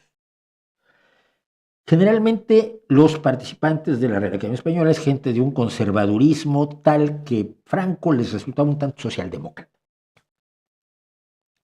Es gente tremendamente, no diría yo que hispanofílica, básicamente son madrileñofílicos, o sea, el español que les gusta es el español que se habla en Madrid, ya el español de Andalucía y el de Asturias o el de Galicia ya les resulta un poco lejano y de ahí esto de la periferia molesta, ¿no? Y por supuesto siempre han tenido a las academias correspondientes, que son como la segunda división, que son las academias de todos los países hispanoparlantes, incluida la Academia Mexicana, que tiene más hispanoparlantes que España, pero pues eso no importa porque España es la metrópoli, o así lo consideran ellos y los hispanistas. La gran mayoría de los españoles ya no se ve así, quiero aclararlo. Bueno, entonces han hecho un diccionario lamentable, que siempre ha sido lamentable y que no deja de ser lamentable. Entonces, la RAE nos informó ahora de que hace la actualización anual de su 23ª edición de 2016, es decir, en 19 años, 9 años no han cambiado. Le hacen actualizaciones. Los cambios que se podrán encontrar ya en la versión digital han sido elaborados en diálogo con las academias de la lengua de América Latina, Filipinas y Guinea Ecuatorial. 4.074 modificaciones, pero algunas de ellas son enmiendas y ampliaciones técnicas que no son relevantes para el usuario. Y una coma que por ahí pusieron y estuvieron discutiéndola. Porque, espérense, los académicos se reúnen una tarde a la semana, los jueves 2 horas, durante el curso universitario, es decir, 9 meses al año, 2 horas a la semana. Entonces pueden discutir esa coma durante 6 meses. Pero eso sí, se dan premios y beben vinos de los más finos, y se dan unas comilonas locas y se ponen birretes y se declaran doctores honoris causa de lo que sea constantemente. Bueno, hay 609 entradas nuevas, pero quería yo hablar de unas pocas en concreto. Estas que mencionaba la prensa: spoiler, snorkel y serum. Quitemos el serum porque, serum quiere decir suero y podría usarse perfectamente, pero digamos que no. Vamos a borrarlo. Quitemos el serum. Y queda spoiler y snorkel. ¿Por qué le ponemos una E a spoiler? Spoiler alert. Porque ellos creen que nada en español comienza con la S. ¿Y por qué no le ponemos una S a snorkel?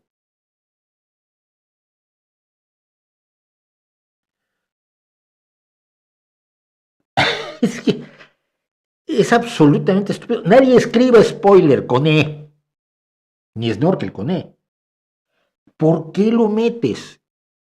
Porque crees que riges el idioma, cuando ya Cervantes nos dijo en el Quijote, cuando el Quijote le explica, están discutiendo entre el problema de los vocablos regoldar y eructar, Sancho y el Quijote, le dice Quijote que con el tiempo se decidirá cuál voz es mejor por el vulgo y el uso, que son los únicos que tienen potestad sobre el lenguaje. No la Real Academia. El vulgo, o sea, usted y yo, los que hablamos y usamos el lenguaje como nuestra herramienta, y el uso cotidiano que le damos a las palabras. Spoiler, por los calcetines de Pérez Reverte, me lleva el tren. Es idiota. Es tan idiota como cuando decidieron traer del francés el millardo para sustituir a los miles de millones. Nadie decía millardo en español, creo que en Argentina se usaba un poco, pero como es francés y son francófilos, en la Real Academia, se trajeron el millardo a ver si pegaba. Fue cuando hicieron el CD-ROM en lugar de CD-ROM. El CD-ROM. ¿Y por qué con N? Porque no hay palabras que acaben con N en español, me dijeron a mí. Yo les contesté álbum. Se enojaron.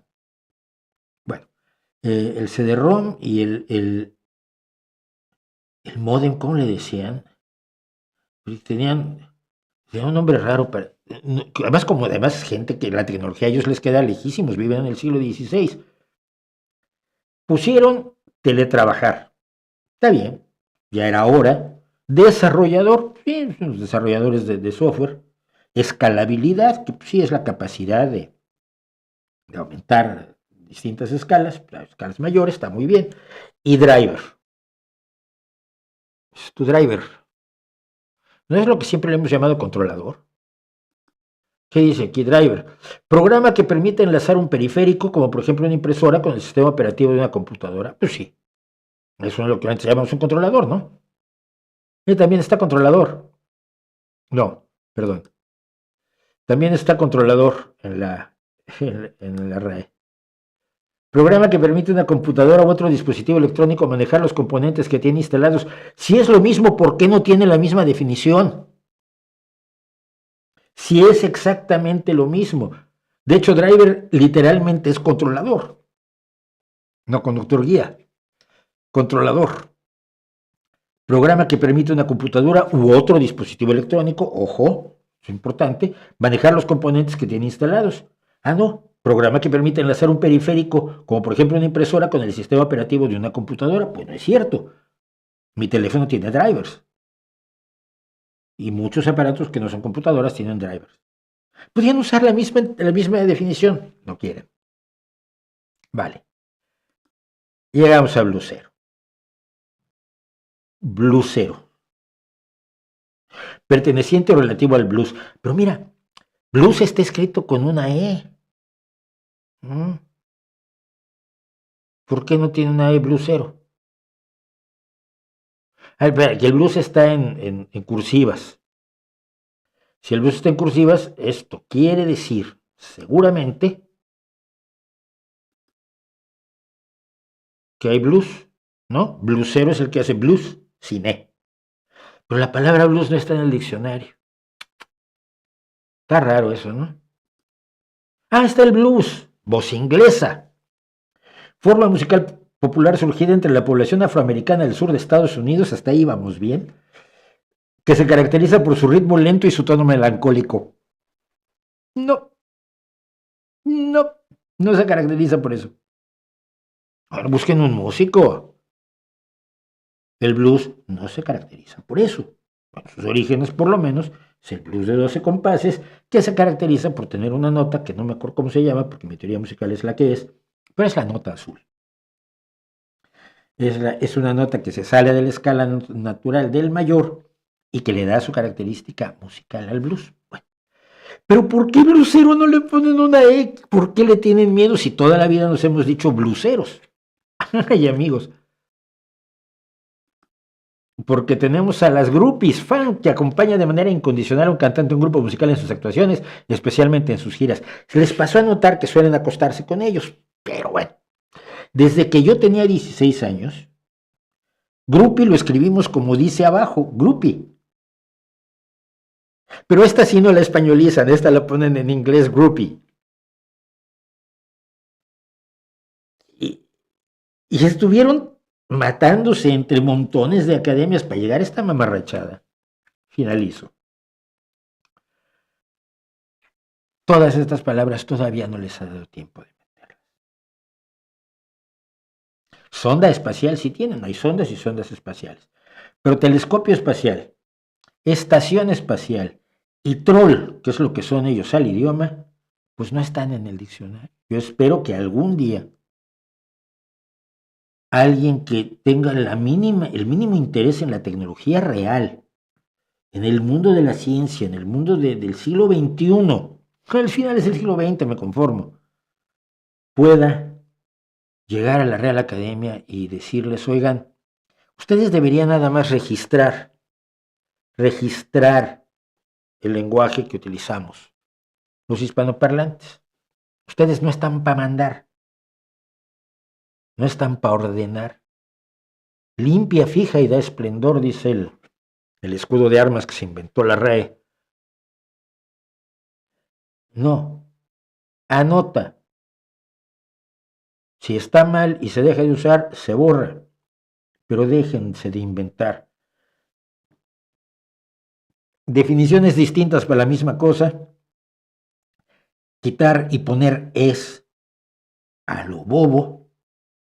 y fundamentalmente cerrar la mirada, y esto es muy importante, cerrar los ojos a las academias de donde está la gran mayoría de los hispanoparlantes, que no es Madrid. Porque cuando me entero de que la palabra tutti frutti acaba de entrar solamente por la insistencia de quién fue,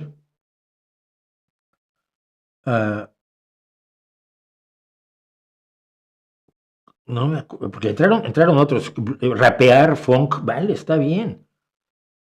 Groupie e indie. Indie no, ya no vi si indie está con E, que sería el colmo. La música indie pues, sí va con E en inglés. pero es alucinante. ¿Y dónde está el Tutti Frutti? Bueno, decía que entró porque una academia insistió en ello cuando se usa desde hace décadas, si no es que siglos, en el español, pero como no se habla en el centro de Madrid. De veras, qué vergüenza me da que nuestro idioma no tenga una academia de profesionales del idioma que registre los vocablos que usamos, los giros del lenguaje que usamos, que los anote, que los ponga en un diccionario al alcance de todos, con una definición científicamente, porque la lexicografía tiene algo de ciencia, una definición correcta e igual, y por lo menos uniforme, que todos los animales sean definidos uniformemente, si es por su género, si es por lo que comen, si es por lo que sea. Pero es que si ustedes van a la RAE, cada animal lo cuentan distinto. Y que unifique un diccionario que nos merecemos como el segundo idioma más relevante, más hablado del mundo, sobre todo por no nativos. Y por favor, vacíen la RAE de esa gente, de esa cámara de polilla monárquica y anticuada que no sirve más que para dar vergüenza. Dicho lo cual, ha llegado la hora de hacer cosas que sabemos, cosa que hacemos todas las semanas más o menos a esta hora, y en esta ocasión dedicada al señor don Benjamin Franklin, un hombre singular que mucha gente, es el colmo, mucha gente dice, pero ¿por qué lo metiste si es estadounidense? Oye, Stephen Hawking también. Y este señor hizo un descubrimiento enormemente relevante en los albores de nuestro conocimiento de la electricidad. Además parece que era un tipo simpático, entonces eso siempre vale. Así que hablemos de Franklin y regresamos en 8 minutos. Para la Europa del siglo XVIII, la imagen de Estados Unidos como nación ilustrada, democrática y libertaria se encarnaba en la figura de Benjamin Franklin, verdadero hombre del Renacimiento entre los fundadores del nuevo país.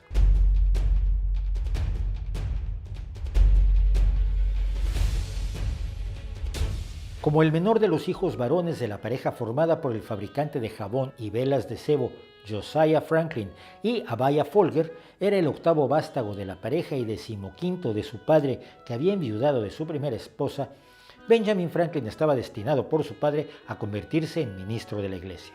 Nacido el 17 de enero de 1706 en Boston, su educación formal, sin embargo, terminó a los 10 años, pues su familia no contaba con los medios de pagarle sus estudios. Probablemente eso fue lo mejor para Franklin, para su país y para todo el mundo. Franklin forjó su propia educación leyendo vorazmente. Después de un breve lapso como aprendiz renuente del oficio de su padre, su afición por la lectura pesó para que se le enviara a los 12 años de edad a trabajar con su hermano mayor James, que ya estaba establecido como impresor, y con el que terminaría en un enfrentamiento debido al carácter autocrático del mayor y el espíritu independiente del menor. Franklin decidió marchar a Filadelfia a los 18 años sin planes claros y sin dinero. Filadelfia, con la tolerancia religiosa y diversidad étnica del estado de Pensilvania, casó bien con el espíritu del joven Franklin. Luego de trabajar en varias imprentas, el gobernador de Pensilvania le ofreció apoyo para establecer su propia empresa y lo envió a Londres a comprar una imprenta, pero sin proporcionarle el dinero para hacerlo. En Londres, Franklin disfrutó las virtudes y excesos de la vieja Europa, empleándose de nuevo con impresores hasta que consiguió volver a los 20 años. Cuando al fin estableció su propia imprenta, editó el exitoso semanario The Pennsylvania Gazette y su famoso almanaque Poor Richard's Almanac, libro anual que vio como una forma de educar a la ciudadanía. En 1736 además se inició en política, creando un cuerpo de bomberos voluntarios, un orfanato y fundando una lotería para financiar cañones que defendieran la ciudad, además de proponer la creación de un colegio que hoy es la Universidad de Pensilvania y la del Hospital de Pensilvania, el primero del nuevo país. Fue a los 42 años cuando su genio creador científico echó finalmente a volar, fue cuando pudo permitirse una jubilación temprana. Su diseño de la estufa Franklin mejoró la calefacción en la ciudad y redujo los riesgos de incendio de Filadelfia, marcando el inicio de su actividad en la ciencia. Después de ver una serie de demostraciones sobre electricidad, especialmente la botella de Leyden y su espectacular capacidad de almacenar la electricidad estática, empezó sus experimentos con esta nueva forma de energía. Fue la primera persona en sugerir que los rayos eran electricidad natural, y para demostrarlo realizó experiencias con barras metálicas que conducían la electricidad de los rayos y que más adelante se convertirían en uno de los más perdurables inventos del todavía súbdito inglés, el pararrayos. En 1752 realizó su famoso experimento con la cometa, demostrando que el relámpago era efectivamente electricidad. El riesgo de ese experimento, sin embargo, hace poco recomendable repetirlo. Y no era la primera vez que Franklin cortejaba el desastre con sus experimentos. En una ocasión, intentando matar su pavo de Navidad con corriente eléctrica, estuvo a punto de electrocutarse al administrarse a sí mismo accidentalmente la carga. Sus esfuerzos y logros le valieron títulos honoríficos de Harvard, Yale y otros colegios universitarios a los que no se había podido permitir ir como alumno, además de recibir la medalla de oro de la Real Sociedad de Londres. Mientras tanto, él se ocupaba de otros temas como la meteorología, proponiendo modelos para los sistemas tormentosos, de la medicina, inventando el catéter y teorizando sobre la circulación de la sangre, de la agronomía, buscando mejores técnicas para evitar el desperdicio de tierras arables e introduciendo la agricultura en el plan de estudios de la Universidad de Pensilvania, además de fundar la primera compañía de seguros contra incendios. Franklin fue comisionado a ir a Inglaterra para negociar la situación de la colonia de Pensilvania con los herederos de su fundador, William Penn. Aunque sus negociaciones fracasaron, su estancia de 3 años le permitió, con más de 50 años de edad, aprender a tocar el arpa, la guitarra y el violín e inventar la armónica de cristal.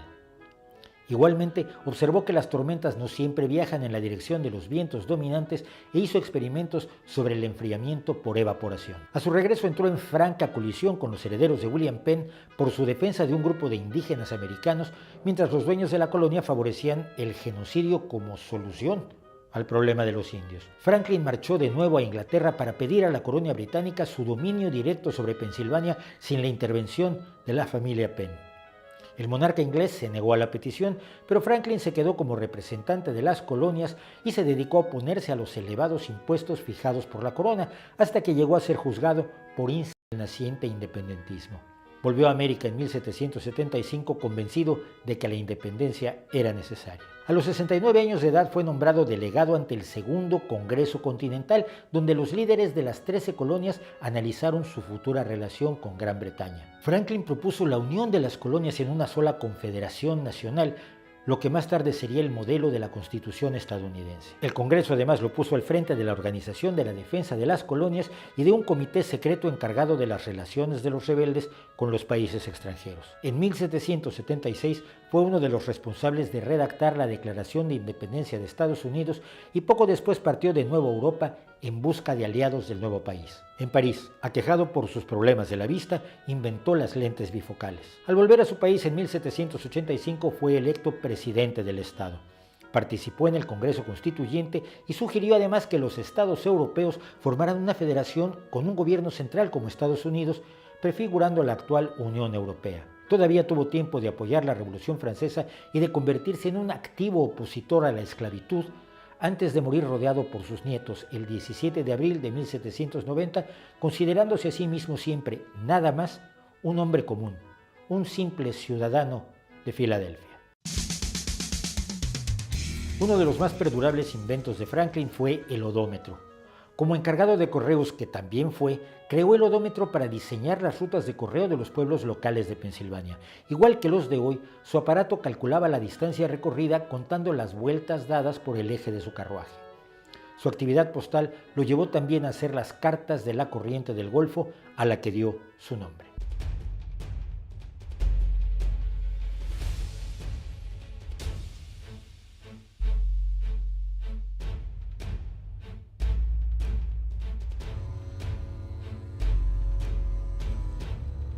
Pues así estamos con el señor Benjamín Franklin. A mí siempre me ha caído muy bien, aunque por supuesto de esa tropa todo el mundo sabe que el que mejor me cae es... ay, madre. Se me olvida. Tom Paine. Tom Paine, el hombre que fue tan decente que se pasó la Revolución Francesa y cuando querían, él estaba en contra de la pena de muerte y cuando decidieron cortarle la cabeza a Luis XVI, les dijo a sus compañeros franceses de la Revolución, no estoy de acuerdo, lo encarcelaron, por poco le cortan la cabeza a él, porque para Tom Paine los principios fueron siempre lo primero, y eso es algo que yo, por supuesto, considero lo más importante. Bueno, ¿qué me dicen? Me recomiendan, Hombre Gama Gama me recomienda César, un juego retro, lo voy a buscar. Excelente el suéter que tiene, no es un suéter, es una camiseta. Lo que pasa es que ya empezó a hacer frío aquí. Acabarán viéndome de suéter de cuello alto aquí en enero, que es cuando se hace más frío por aquí, así que no se preocupen, que voy aumentando de ropa conforme aumentan los fríos por aquí, porque esto, que es enorme, además no tiene calefacción. Y si pongo tengo un radiador aquí, pues si lo pongo entonces se apaga la luz, porque no tengo contratado suficiente cometida eléctrica como para soportar el radiador. David del Castillo. Sobre Siria, Mauricio, ¿has oído a Iglesias hablar de hipocresía, diciendo que como los islamistas favorecen a Israel y Estados Unidos, ya hay pocos periodistas que hablen de que ahorcan homosexuales? No lo he oído, pero me parecería el colmo de la cara dura, porque cuando estaban ahorcando homosexuales, los iraníes, él estaba cobrando en Hispan TV y utilizando Hispan TV como plataforma para lanzar su proyecto político. Vamos a hablar de Siria si quieren un poco, pero esto es doloroso.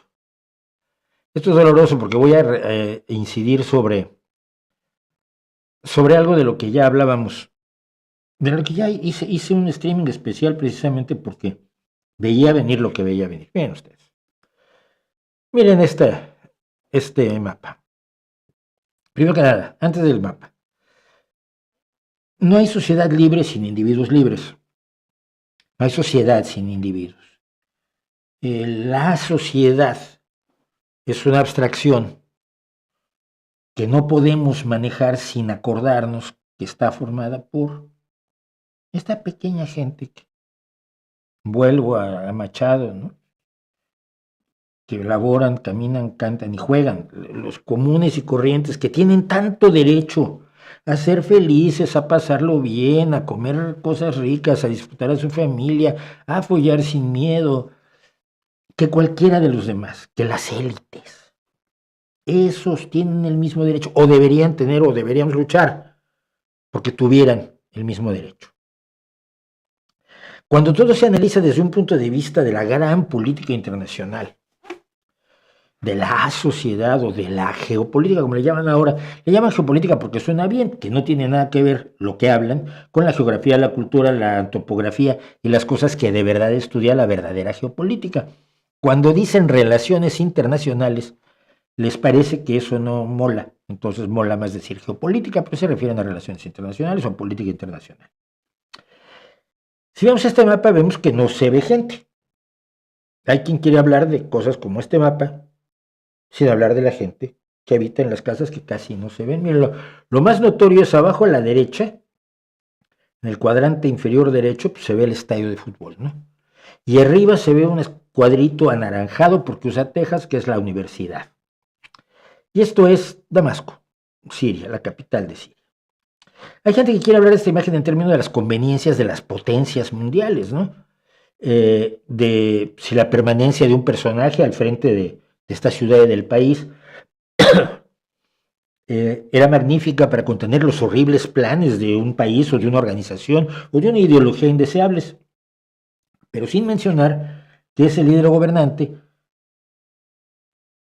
le hacía cosas a las personas que viven en las casas estas que apenas se ven y por estas calles que parecen vacías, parecen totalmente inertes.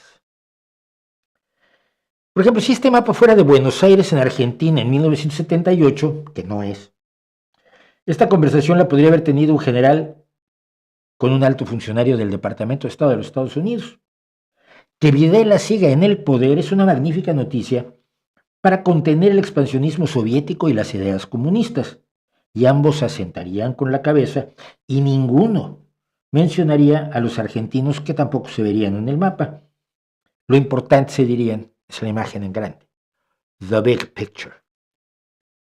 Y cuando alguien por ahí, uno de esos periodistas, de estos izquierdosos latosos que somos, que siempre estamos a disgusto, parece, dijera que se estaba tirando gente desde aviones y se estaba torturando brutalmente a miles de personas, desapareciéndolas en una escuela de mecánica de la Armada Argentina, un analista de la CIA podría haber escrito: el despliegue de hipocresía al que estamos asistiendo a propósito del uso de la tortura en Argentina responde a los protocolos habituales del calentamiento mediático previos a las intervenciones militares de la Unión Soviética. Pero ahora usted, este mapa es de Damasco, la capital de Siria. El 9 de diciembre oí a Pablo Iglesias en su programa de La Base decir que, hacer un análisis diciendo cómo al-Assad era el dique contra los intereses, por supuesto, de la OTAN y los Estados Unidos, y de alguna manera ahora los yihadistas opositores a al-Assad le van a hacer el caldo gordo a los estadounidenses. Usted sabe, los islamistas siempre han querido mucho a los Estados Unidos, por eso el 11 de septiembre, por ejemplo, de 2001, le hicieron un homenaje matando a 3.500 de ellos en sus edificios más altos de su ciudad más representativa. Y de alguna manera los yihadistas opositores a Assad y todos los demás que no son yihadistas, pero que dicen que todos son iguales, le van a hacer el caldo a gordo, les digo, a los estadounidenses, y que Siria es el paso entre Turquía e Israel, y de Irán y su relevancia, pero nada de toda la gente que no se ve en este mapa, ¿no? ¿Importaba lo brutal que era Assad? No importaba. Esa frase que me inventé, o que aparentemente me inventé, sobre el despliegue de hipocresía respecto a la tortura hipotética, o conversación hipotética respecto a la tortura real, en Argentina, es de este señor, de Pablo Iglesias. Pablo Iglesias, en agosto de 2013, profesor de Ciencia Política en la Complutense, dijo: el despliegue de hipocresía al que estamos asistiendo a propósito del uso de armas químicas en Siria, esto fue cuando el ataque con gas sarín contra Ghouta, responde a los protocolos habituales del calentamiento mediático previo a las intervenciones militares de los países de la OTAN. Durante años, Pablo Iglesias estuvo advirtiendo que la OTAN y los Estados Unidos iban a invadir Siria. Gran analista político. Los países de la OTAN no intervinieron militarmente en Siria, pero se imaginaba este señor, y lo dijo siempre, que la guerra en Siria, la guerra civil que comenzó en mayo de 2011, era algo promovido por Estados Unidos para destruir a Irán, y era inaceptable que se destruyera Irán, lógicamente, sobre todo porque por entonces en Irán existía como empleado Pablo Iglesias, creo que nunca fue a Irán, pero Irán pagaba su programa Fort Apache, y en él decía cosas sobre Siria como las que acabamos de oír, que era una hipocresía molestarse porque Assad mataba civiles con armas químicas, cuando en realidad esto iba a ser la intervención de los Estados Unidos y la OTAN.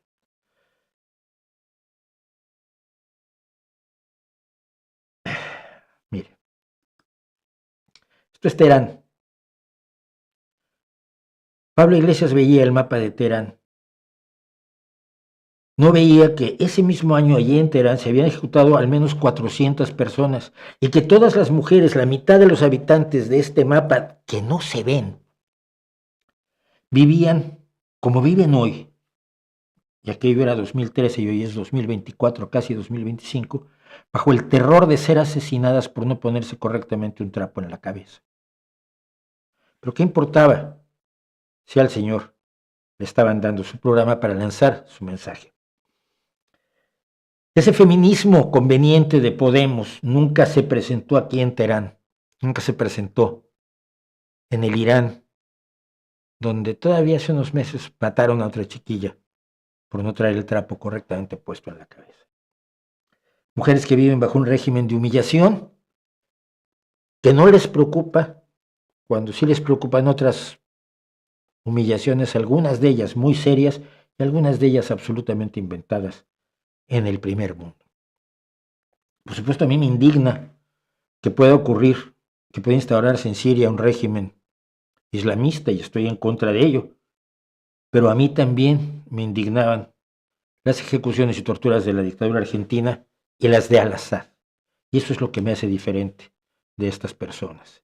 Y con esto me dará igual que me digan una y otra vez, como me han dicho todos los Putin bots que han caído por este canal, que estoy a favor de la OTAN o de los Estados Unidos por estar en contra de carniceros sanguinarios que asesinan a su propio pueblo. Carniceros que detesto a todos, y ellos no, ellos tienen algunos que les parecen sus buenos amigos. Ay, qué cosas tiene la vida. Juan Britay, decían algunas canciones. Juan Britay, ¿de dónde era? No me acuerdo si argentino o boliviano, por ahí. Bueno, respondido eso. Si te felicitan en la calle, déjate querer un ratito. Sí, es que no me dejes querer, es que no sé qué hacer, no sé cómo contestar. Aparte de decir muchas gracias, ya ahí mi capacidad de diálogo termina allí. Dice, seguro algo bueno les diste y te quieren dar cariño de vuelta, sin duda alguna. Dice, yo sí lo haría si te encontrara, pues me has dado un buen conocimiento. Muchas gracias. Pero no sé cómo reaccionar. ¿Por qué creen que no celebro mi cumpleaños yo? Pero nunca he celebrado mi cumpleaños. Bien, la gente, ay, te felicito por no haberte muerto otro año. Gracias. ¿Y qué dices aparte? Pues muchas gracias. Ay, te trajimos aparte calcetines y unos calzoncillos. Ay, muchas gracias. Y ya, y pastel, pues muchas gracias. No sé qué más decir. Entonces por eso no lo celebro. Destierro de sombras no lo he leído, lo siento. El mito guadalupano de Edmundo Gorman, no. Mira, que Gorman me gustaba, pero no Edmundo, sino el pintor, el muralista. ¿Por qué el Vaticano ayudó a los criminales de guerra alemanes a escapar? No sé si el Vaticano ayudó, fue Alois Judal, un cardenal en concreto, sí ayudó y organizó las líneas de ratas. No sé si con conocimiento del Vaticano. Alois Judal lo hizo porque era nazi y porque gran parte de la Iglesia Católica en Alemania era profundamente nazi. Y porque hasta donde sabemos, Pío XII miró para otro lado, pero de ahí a ayudar a escapar a los criminales, no sé si estuvo involucrado Pío XII, no me atrevería a decirlo, no me atrevería a decir que fue política del Vaticano, aunque fuera clandestina, pero sí Judal claramente fue de los que llevaron a miles y miles cientos y cientos por lo menos, de criminales de guerra nazis a Brasil y Argentina con el beneplácito de Perón. Cuénteselo usted a su peronista favorito, a ver qué le cuenta. ¿Cuáles son sus pizzas favoritas? Soy un tipo normal y corriente. Jamón y queso, o pepperoni, o carne. Nada, y bacon, lo normal. Trozos de animal encima del queso. No me gustan las pizzas de bechamel y este tipo de cosas de barbacoa. No. Tiene que ser tomate y queso y luego le pones encima lo que sea. Mi hijo sí le pone pizzas, le pone piña a su pizza y bueno, aún así lo quiero. Un día de escuchar tu programa mientras celebro mi cumpleaños. Feliz cumpleaños, Adolfo Gómez. Qué barbaridad, vamos a empezar a hacer felicitaciones de cumpleaños aquí. Recomiendo ampliamente escuchar a Mauricio en el gym, pero es que en el gym no hago yo que tú estás en el gym. Porque yo en el gym, pues no, lo más que hago es acuérdense de exhalar cuando hacen el esfuerzo, y no al revés. ¿Te gusta la canción de Matador de los Fabulosos Cadillacs? Todo lo de los Fabulosos Cadillacs me gusta, el ska punk siempre me gustó. Y había un grupo mexicano magnífico que nunca los vi en México sonar, porque andaban por el mundo y yo los vi aquí en Gijón y me fliparon, que eran los de Abajo, grupo de ska punk maravilloso, traían un trompetista de locura, una vocalista excelente, un gran grupo. Me parece que se le cantan a Víctor Jara y solo eso me voló la mente. Yo no sabía que Matador tenía que ver con Víctor Jara, pero Los Fabulosos es un grupazo, absolutamente, musicalmente, tiene un nivel altísimo. Ah, y dice, bueno, sí, nos confirma Heriberto Lozano que ninguna aseguradora cubre todo en Estados Unidos. ¿Usted qué opina del modelo de Suiza y del país Liechtenstein que muchos libertarios apoyan como una alternativa al modelo nórdico? Primero que nada, yo no creo que el modelo nórdico sea la socialdemocracia. Yo creo que la socialdemocracia es mucho más amplia que el modelo nórdico y por eso es aplicable en muchísimos espacios que no son el mundo nórdico, ¿no? No hay que olvidar que además la socialdemocracia en su versión actual, su versión no marxista, nace fundamentalmente en Alemania con el programa Bad Godesberg, si mal no recuerdo, del Partido Socialista Alemán después de la Segunda Guerra Mundial. Y es lógico además. Pero el modelo suizo es un modelo que no se puede, no es fácil exportarlo. Primero que nada por la poca población que tiene Suiza y por sus ventajas, ahí sí geopolíticas, geográficas más que nada, que lo convierten en una sociedad sui generis, ¿no?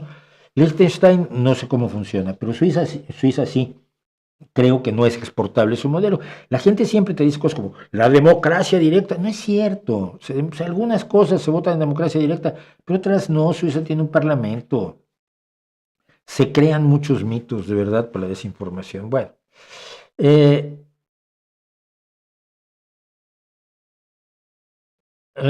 dice? Pagué hace 13 años $1,500 por la visita a emergencias con mi hijo de 9 meses. 30 minutos, es Carolina Infante que nos dice.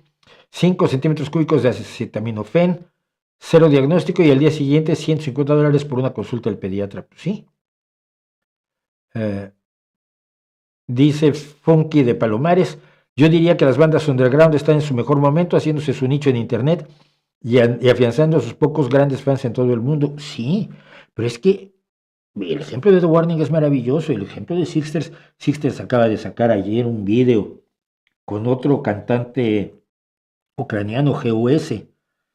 Una belleza. Y la voz de María, la cantante de Sixters, cada día me gusta más. Tiene 18 años. O sea, es que eso es maravilloso. Pero no sé si son underground, pero son bandas que están en la media tabla y allí encuentran a su gente, ¿no? Y me parece muy bien. Y Kraman Taki, no tuve mucha relación con ella ni supe mucho de ella.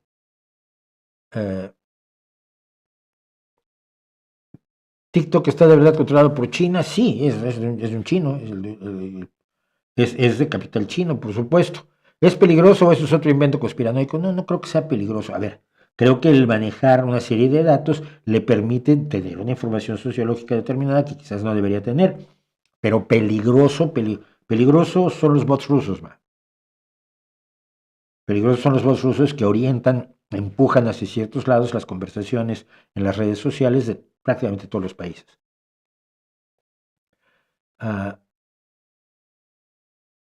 Ione Belarra también tiene la Gran Cruz de Carlos III. Pues mira tú, qué bien, qué bien, qué bien que tengan condecoraciones. Yo tenía una y la devolví. Bueno, señores, por cierto, si no se enteraron ustedes, empieza la renacionalización de los trenes en el Reino Unido. Si usted ha estado en el Reino Unido y ha tenido la desgracia de tener que viajar en ferrocarril, ¿conoce usted la parte más horrorosa del Reino Unido? Es increíble que los trenes del Reino Unido sean los peores trenes de Europa, pero al mismo tiempo los más caros de Europa. Londres-Oxford son 50 euros, es una locura.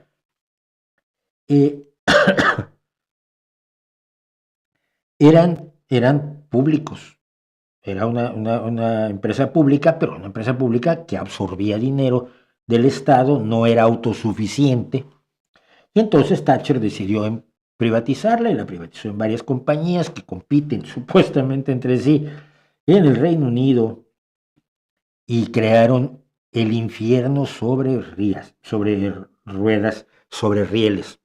Y ya el gobierno laborista comienza ya su proceso de renacionalización del asunto, porque aquello es intragable. A ver si la semana que entra hacemos unas historias de horror de libre mercado sobre lo que ha sido el mundo, la privatización ferroviaria del Reino Unido.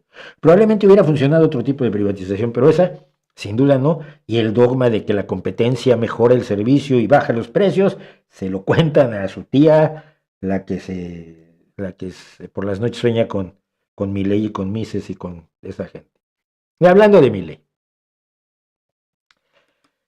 Milei se carga la ciencia argentina. No lo digo yo, que soy un maldito rojo, yo soy de izquierda. Soy de izquierda, quiero que el Estado financie la ciencia. ¿Saben por qué? Porque la iniciativa privada no va a financiar un montón de cosas, un montón de investigaciones, o las pagamos entre todos o no las van a pagar Elon Musk y su banda.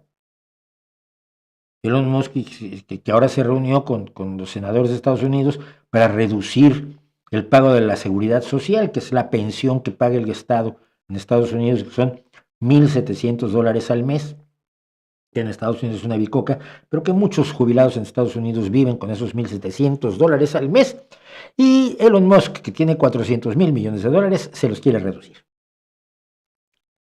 Eso es el libertontismo actual. Y en parte de ese libertontismo, el señor Javier Milei se está cargando la ciencia argentina, pero no lo digo yo, que soy un izquierdoso horroroso, lo cuenta la revista Nature. No quedará absolutamente nada. Los científicos temen el colapso de la ciencia en Argentina. Ha pasado un año desde que el presidente libertariano Javier Milei tomó el poder en Argentina y la ciencia del país, nos cuenta la revista Nature, enfrenta el colapso, dicen los investigadores. La agenda de Milei para reducir el déficit del país y disminuir la inflación, que había alcanzado 211% el año pasado, ha significado que, como dice el lema de su administración, no hay dinero para la ciencia. Estamos en una situación muy crítica, dice Jorge Hefner, director del Instituto de Investigaciones Biomédicas sobre Retrovirus y SIDA en Buenos Aires. Añade que el Secretariado de Innovación, Ciencia y Tecnología, que una vez fue el Ministerio de Ciencia principal del país, pero que fue degradado al nivel de secretariado con menos poder, está trabajando con un presupuesto que es 1/3 menor que el año pasado. Es decir, está trabajando con 2/3 partes del presupuesto que tenía el año pasado.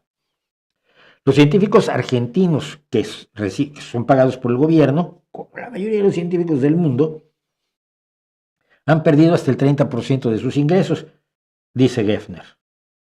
En 2022 el gobierno financiaba aproximadamente el 60% de la investigación y el desarrollo en Argentina, y el resto venía del sector privado y de, por supuesto, contribuciones internacionales, porque hay instituciones internacionales que pagan la investigación científica, que no paga la iniciativa privada, y es normal. Esto ni siquiera es una historia de horror del libre mercado. Oye, es que queremos saber si existe el bolsón de Higgs, y eso cómo me puede a mí aumentar las ganancias de los accionistas. No sé, no creo que pueda, así como previsiblemente muy rápido, entonces no me interesa.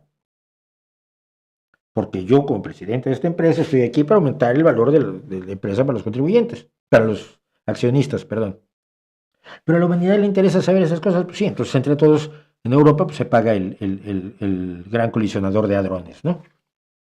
O los telescopios, o las investigaciones investigaciones médicas incluso, que no está pagando la iniciativa privada, que no están pagando las farmacéuticas. Bueno, con 6 meses más así, no quedará nada de la comunidad científica argentina, dice Mariano Cantero, director del Instituto Balseiro en Bariloche, Argentina, que educa físicos e ingenieros. Milei había prometido una sierra mecánica contra el gasto del gobierno argentino, y aunque la inflación ha caído del 25,5 del diciembre pasado, cuando Milei tomó posesión, al 2,7 en este octubre, esto ha sido logrado gracias a que la pobreza en el país ha aumentado en 11%, y el Producto Interno Bruto de Argentina se espera que se reduzca en 3,5%, en vez de crecer, tú sabes, así funciona la iniciativa privada, para fines de 2024, que es dentro de una semana. La Agencia Nacional para la Promoción de la Investigación, el Desarrollo Tecnológico y la Innovación, que es la principal fuente de fondos de los proyectos de investigación en Argentina, prácticamente ha detenido su trabajo bajo Milei. Aunque el 85% de su dinero viene de agencias internacionales como el Banco Interamericano de Desarrollo, Alicia Caballero, que fue presidenta de esta agencia y que renunció en septiembre, explicó que el gobierno no autorizaba el uso del presupuesto de la agencia. Es decir, el dinero no lo pone el Estado argentino, lo ponen contribuyentes internacionales, lo tienes allí, pero mi ley no te permite usarlo. Los estudiantes ya empezaron a protestar por los recortes de Milei en octubre. Luis Moyano, físico que estudia la inteligencia artificial en el Centro Atómico de Bariloche, decidió irse del país y venirse a España, porque su salario no era suficiente para alquilar una casa para su familia. Moyano anteriormente vivió en España y en otros países, pero volvió a su país natal de Argentina en 2016 debido a un programa gubernamental, no de la iniciativa privada, lógico, llamado Raíces, que buscaba evitar o revertir la fuga de cerebros. Como científico puedo decir que nunca hemos estado en una situación ideal en Argentina, pero todo es peor con el nuevo gobierno. Esto es, junto con la pobreza, junto con el desempleo, cuando tienes 30,000 personas a la calle que trabajaban en el gobierno, no van a conseguir empleo muy rápido, junto con el desempleo, junto con la pobreza, Milei se está cargando también la ciencia en Argentina. ¿Por qué? El rechazo a la ciencia lo llevan juntos ciertos gobernantes que pueden ser Maduro y Sheinbaum o Milei y Trump. El antiintelectualismo y el rechazo a los expertos que saben y creer que uno sabe por ciencia infusa sin necesidad de estudiar está acabando con las oportunidades de desarrollo que probablemente se pueden recuperar con el tiempo, pero quien salga perjudicado porque un descubrimiento se hizo tarde, ese sí ya no puede volver a la normalidad. Eso es lo que nos ofrece el señor Milei. Y dice, ¿quién más? El asesino del CEO es un héroe, una víctima del sistema de salud gringo. Sea lo que sea, no se justifica el asesinato. Hay muchas víctimas del sistema estadounidense y debería cambiarse el sistema estadounidense. Y la gente debería luchar por cambiar el sistema estadounidense, pero no dispararle a otra gente. No es tan difícil, ¿no? Ya tocaste, sí, ya tocamos el caso, Carla Iguaraya.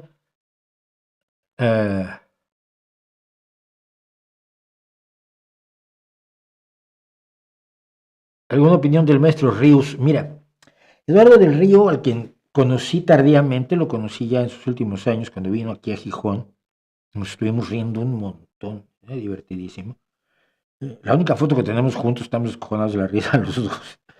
Ríos era un tipo visceral, políticamente visceral en lo médico y en su rollo herbolario.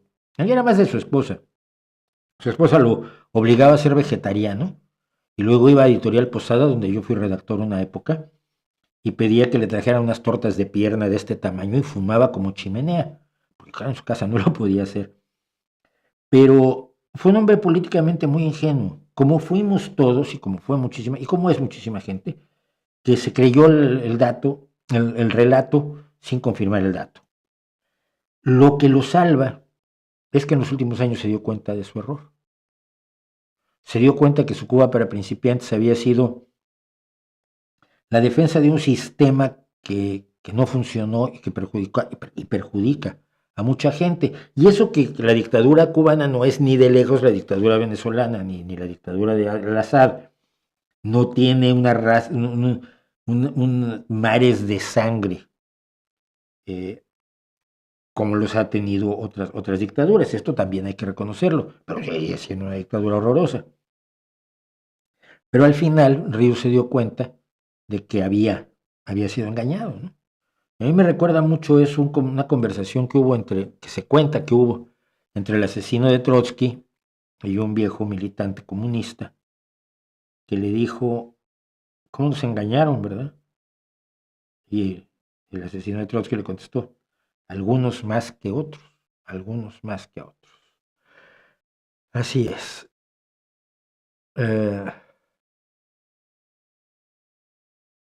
Saludos. ¿Por qué dictadores como Al-Assad, Gaddafi o Hussein prefieren aferrarse al poder a riesgo de morir en vez de hacer como Pinochet o Porfirio Díaz y salvar la vida y no destruir el país? Bueno, a Pinochet se le echó e hizo que lo echaran y fue echado por sus propios, por los que lo apoyaban también, que no querían ya la dictadura en Chile. Pero nunca lo he entendido. Los herederos del trono se dejan matar por el trono. No aceptan irse a vivir como algo menos que reyes.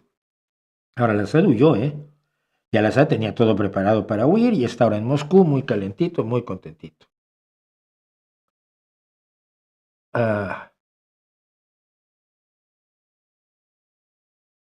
Bueno, vamos a hacer esto porque si no lo hacemos, luego se enojan conmigo, yo no quiero que se enojen conmigo, así que tenemos nuestros comentarios. No me acuerdo cómo son vamos a ver cómo son los comentarios de hoy.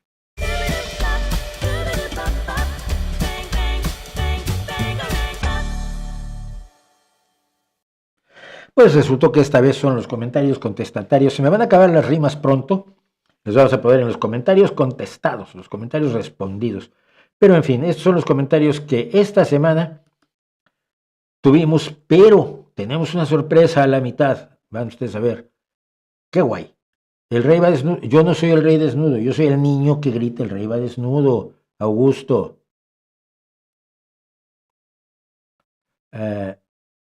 Bueno, empezamos.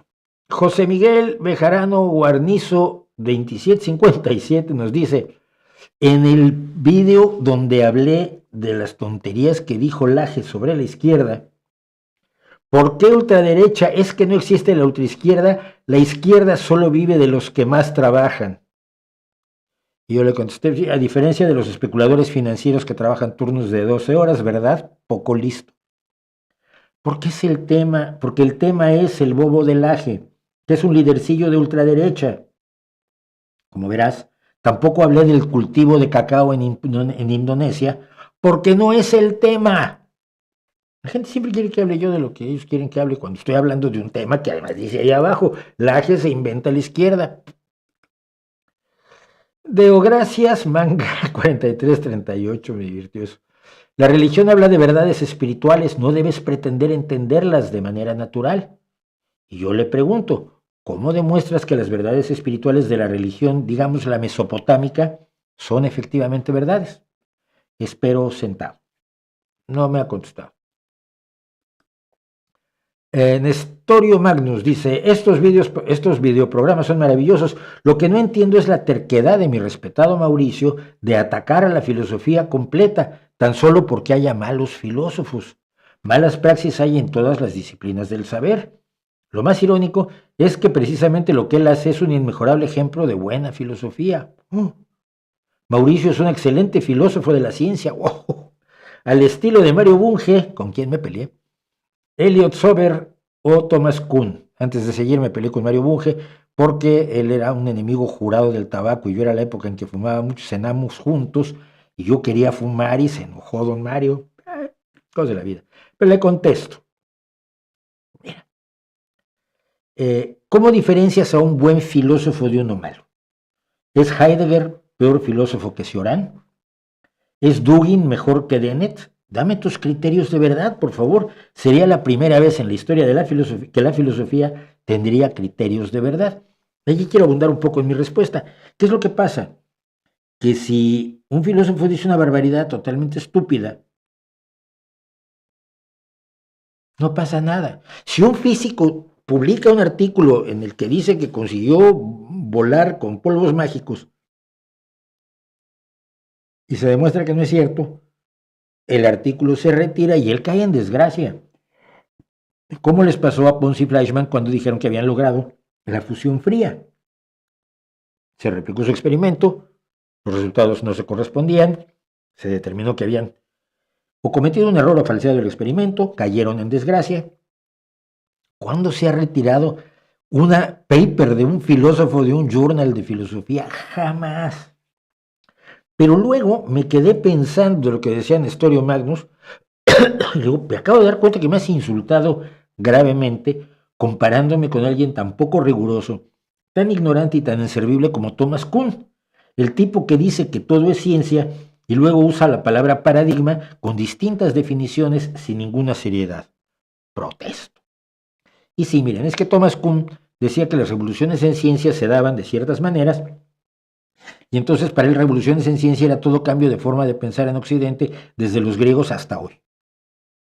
Es que no había ciencia antes, había un intento de conocimiento, pero que no era ciencia en el sentido estricto de la obtención de conocimiento mediante ciertos métodos que permiten la verificación independiente de las afirmaciones, que eso es la ciencia y que es lo que se construye con la revolución científica y con Francis Bacon.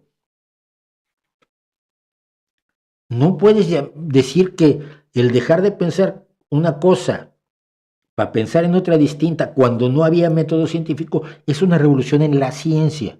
Él creía que todo era ciencia, y no, la ciencia solamente se da a partir de la revolución científica y se tarda en dar, por ejemplo, en el cuerpo humano hasta mediados del siglo XIX, que es ayer. Bueno, total, a ver qué me dice. Yo no te entiendo, ¿de dónde sale eso? Es que le decía la hipocresía sobre Siria. Un país que era modelo de desarrollo en esa área. Recuerda su concepto musulmán, pero prefieres a los fundamentalistas. Y le digo, ¿Siria era un modelo de qué? Asesinar periodistas, 181 desde el inicio de la guerra. Ataques químicos, como en Ghouta e Idlib. Torturas, asesinatos y desapariciones de disidentes. Alianza y complicidad con Irán y Hezbollah.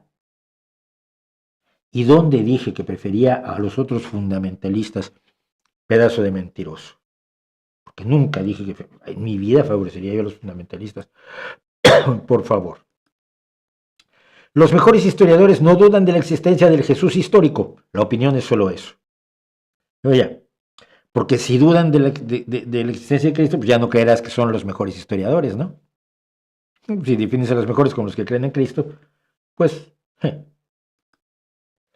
De acuerdo en todo, pero ¿y la represión y las muertes en nombre del ateísmo de Estado como en los países de raigambre marxista? Esto lo he explicado muchas veces y habrá que explicarlo muchas más. Nunca hubo ejecuciones en nombre del ateísmo. Es una idiotez. Nadie mata en el nombre del Dios que no existe. En el nombre del no Dios. ¡Muerte, fieles! La represión y las muertes se deben a que se trataba de dictaduras. Y cuando tienes una dictadura da igual lo demás. Y lo he dicho, la persecución contra la iglesia no era por el ateísmo que movía a los rojos, era porque la iglesia había sido cómplice de los opresores. Y cuando decides empezar a escabechar a los opresores porque estás hasta el gorro y resulta que te dieron un fusil y ganas de disparar, pues les disparas a todos los opresores. Pero no por ateo, sino porque estás hasta el gorro que te opriman. Y esto ocurrió en todos los países donde hubo efectivamente persecuciones religiosas, porque la iglesia estaba aliada al poder político, económico y social que conformaba las oligarquías. Pero no los mataron porque tú crees en Dios y yo no. Eso fue al revés más bien, ¿eh? Eran, por ejemplo, los franquistas los que mataban gente porque no creían en Dios. Lo que más me alucina de las catedrales del medievo es que fueron construidas sin conocimiento de matemáticas. Era pura ingeniería del conocimiento, error y prueba. Un ingeniero en YouTube lo explica. Podían tener medidas exactas con el uso de una cuerda que dividían para mantener las medidas ETX. Le digo yo, sin conocimiento de matemáticas, dile al ingeniero de YouTube que está completamente equivocado y pásale esta preciosa tesis de matemáticas, la transmisión de las matemáticas medievales y los orígenes de la arquitectura gótica, que es un clásico, por cierto, del estudio de la arquitectura gótica, que se presentó en 2005 y recibió los máximos honores como tesis de doctorado. Le digo, la idea de que los arquitectos medievales eran numéricos es profundamente absurda. Sigue, el encarcelamiento injusto se da hasta en Finlandia, Dinamarca, Singapur, Nueva Zelanda. Me dice, mucho poco es injusto. Creo que aquí el debate es otro. Me dice construcciones y avances SADCB C5554. Madre con los nombres. ¿Podrías llamarte Pepe? Mau. Bueno, esto sobre el tema de las cárceles de Bukele. Y yo le respondo ante eso. 1. El debate es este. No era indispensable destrozarle la vida a miles de inocentes para combatir a las pandillas. Simplemente a Bukele le dio igual y le sigue dando igual. Sobre lo que dice, sí, en todos los países hay encarcelamientos injustos, pero 1. No por decenas de miles. 2. Con plenas garantías procesales y presunción de inocencia. 3. Sin tortura y malos tratos. 4. Sin que la policía mate a cientos a palos en la cárcel. 5. Con un sistema judicial confiable y no controlado por el Ejecutivo. 6. Con rendición de cuentas por parte de la policía en caso de malos tratos. Y 7. Sin cárceles deshumanizadoras. Todo eso es posible. O sea que hay dos opciones, ser vasallo de Estados Unidos o de Rusia. Nos dice Oscarona 9862, yo estoy perdiendo la vista a una velocidad enorme. Digo, tienes que estar en la selección olímpica de idiotas si crees que pertenecer a la Unión Europea es ser vasallo de Estados Unidos y probablemente te has ganado ya alguna medalla, no tienes puta idea del mundo en el que vives. Pero es que la gente lo resuelve todo así de fácil.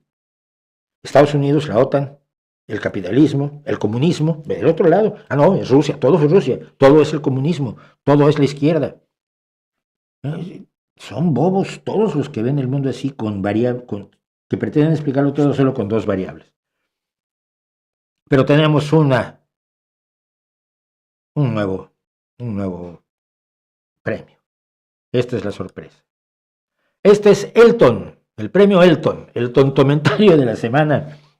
Cada semana vamos a premiar al comentario más gilipollas, estúpido, bobo, pendejo, imbécil y gil que nos haya tocado. Porque este se lo sacó, pero es que buscó la forma de hacerlo mal y le salió.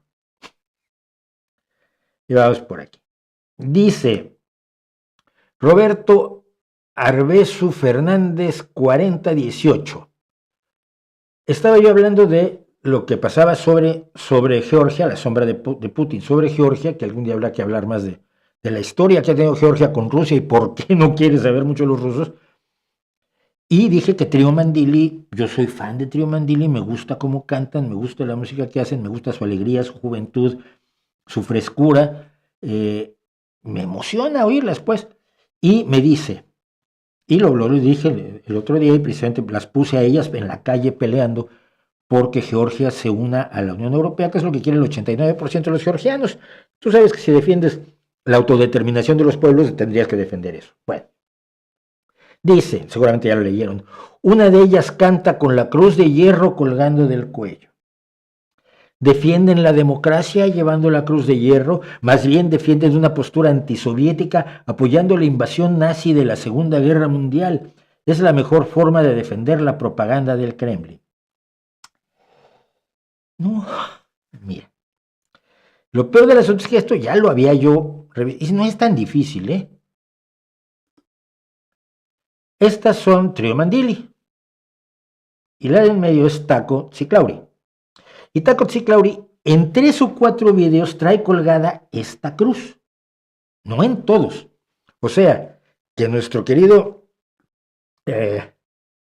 Gilberto Arbezu Fernández 4018 se fue a buscar a ver qué les encontraba para echarlas por la borda y encontró que Taco trae una cruz que él decidió por sus enormes calcetines que era la cruz de hierro.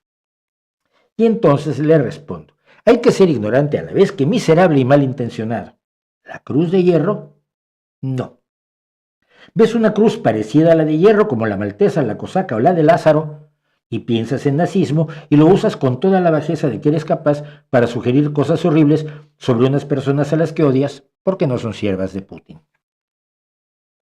Mira, subidiota, o sea, Un subidiota es alguien que aspira algún día a ser idiota. La cruz de Volnisi, que lleva una de ellas, es un símbolo nacional georgiano desde el siglo V, tomada de una decoración de la iglesia de Volnisi Sioni, la más antigua de Georgia, que es una variante de la cruz patada o templaria. Lo que más me llama la atención es que Taco lleva la cruz Volnisi solo en unos pocos vídeos, así que estuviste haciendo un largo periplo por su música para encontrar cómo odiarlas. ¡Qué puto asco! Y luego dije algo de lo que probablemente me vaya yo a arrepentir después, pero se lo digo a Roberto. Supongo que no tendrás en esa bolsita vacía que te cuelga de la entrepierna la decencia mínima para disculparte. Hasta hoy, pues no se ha disculpado. Y una más. Sería una tontería que Georgia no fuera aliado de Rusia. Sería como si México le diera la espalda a Estados Unidos. Digo, los georgianos prefieren ser aliados de Europa. ¿Quién eres tú para negarles el derecho a la autodeterminación? No pierdes ocasión. Pedro Luis, esta me encantó. Esto, porque tiene además segundo capítulo. No pierdes ocasión para criticar a Podemos y a todos sus dirigentes. ¿Qué mal te hicieron? ¿A qué viene ese odio visceral? Le digo, ¿por qué los podemeros siempre atacan en lo personal, con imbecilidades como el odio visceral o qué mal te hicieron, tratando de desprestigiar las razones y explicaciones de quien, buscando lo mejor para España, critica en este caso a su santo partido y al macho alfa que lo posee? No aceptan una sola crítica, no entienden razones, atacan babeantes y quedan peor ustedes. Todas mis críticas a Podemos y a Iglesias, desde antes de que pusiera su chiringuito, están debidamente sustentadas. Maduren. Y entonces me dice, vale, no respondes. Sí, ya respondí que no es odio personal, que es el análisis frío de lo que han hecho desde 2011 más o menos hasta hoy. Ya me informaré. Ajá, vas a descubrir qué me hizo Podemos, qué nos ha hecho a todos. 7 años de Rajoy te parecen poco. Porque es raro tanta animadversión siendo, como dice, ser de izquierdas. Al contrario, precisamente porque soy de izquierdas no puedo estar con unos simuladores que engañaron a la gente con un programa de izquierdas que era falso, diciéndole a la gente que iba a decidir en los círculos, y los círculos nunca fueron más que una forma de conseguir adeptos. No me pilla por sorpresa la división de la izquierda, no, ni a mí, pero es que mira, fue Iglesias el que dijo que había que destruir al PSOE. Ya tengo una edad, pero demuestra ser una persona lúcida hasta donde he podido ver y no me cuadra eso. Pues ve como las críticas que le hago yo a Podemos desde su nacimiento y entonces te empezará a cuadrar. Dice Eduardo Guillén, 2641, de los de tengo un martillo, por lo tanto todo el mundo son clavos. Dice, los que han callado, no. Dice, no es por el petróleo, ¿verdad? Ay, se sintió así como muy... Era el petróleo y tú no lo sabías. Digo, no, mira, Argentina tiene más petróleo que Siria. Ustedes quieren simplificarlo todo, si oyen Oriente Medio, se imaginan que está hecho de petróleo, y no sean bobos. Y finalmente, este señor no sabe más que Dios, así que hay que tomar con pinzas sus palabras, se puede comprobar todo lo que dice, y la mitad son mentiras, especialmente lo que dice de los testigos del gran Dios Jehová. Bueno, muchos ex testigos de Jehová han dicho que lo que cuento en este video es lo correcto, pero por otro lado hay que admitir, en cuanto a conocimiento lo podríamos discutir, pero yo soy mejor persona que tu Dios, por supuesto que sí, yo nunca he matado a nadie. Y con eso terminamos los comentarios horarios, deberían ser de honorarios, los comentarios horarios del día de hoy, esta sección que a algunas personas pues lo quieren, les ha gustado y la mantendré mientras quieran. Dice el vitaminino, Marifake, ahora le dicen Marifake, destapó la cloaca, espero que Diana Luz pueda armar bien el caso. Estoy siguiendo la nota y tiene varios aliados a los que la señora Marifake ha demostrado entre público y artistas. Bueno, los soportes de Antonio Gramsci, o sea, Gramsci dijo algo que usan los libertarios y los marxistas. ¿Eso es un aporte filosófico? Pues no sé. ¿Aporte a qué? a la lucha ideológica que tienen ellos, pues mira, qué bien. No me convencen ni unos ni otros. No encuentro el aporte.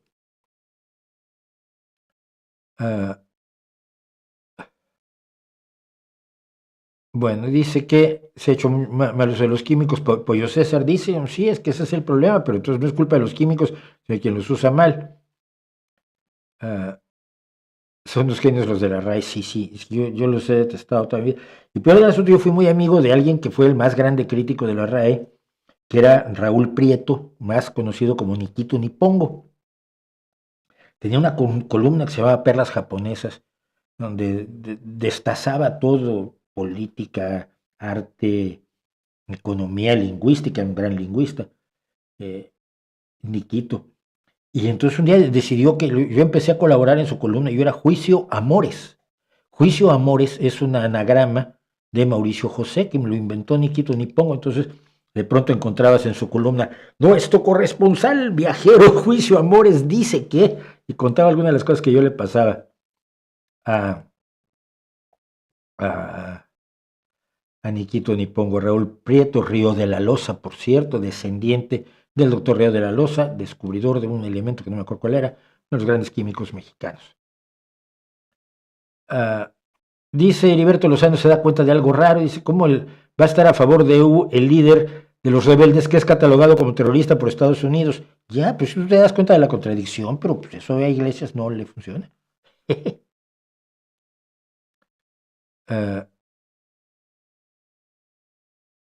Bueno, aquí hay mucha gente que no celebra su cumpleaños y hacen bien. ¿Has probado una parrillada completa de Uruguay a Argentina? No solo un buen trozo de carne, sino chorizos, morcillas y menudencias, sí, por supuesto. Tú no olvides que yo fui muy amigo de gran parte del exilio uruguayo, argentino y chileno. Cuando estos decían vamos a hacer un asado, pues se apuntaba uno, pero ya llegaba uno con su servilleta y su salero listo para atacar. Y he ido a grandes asados, grandes asados. Le llama la atención el anime o manga, le recomiendo Orbe, trata sobre la importancia del conocimiento científico y el daño al fanatismo religioso. Le echaré un ojo. Hay una enorme producción de manga y de anime, no me disgusta, no me molesta, no tengo nada contra ello. Yo vi el primer anime de la historia, era Astro Boy, seguido de la primera mezcla de dibujos animados y acción en vivo, que era Señorita Cometa. Era maravilloso. Entonces, sí, ¿no? Más anime que manga vi en mi más tierna infancia. Y Astro Boy era maravilloso.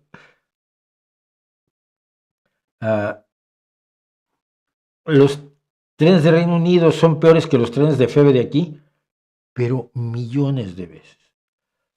En FEBE en concreto ha habido en los últimos 5 o 6 años un abandono que debe ser reparado, evidentemente.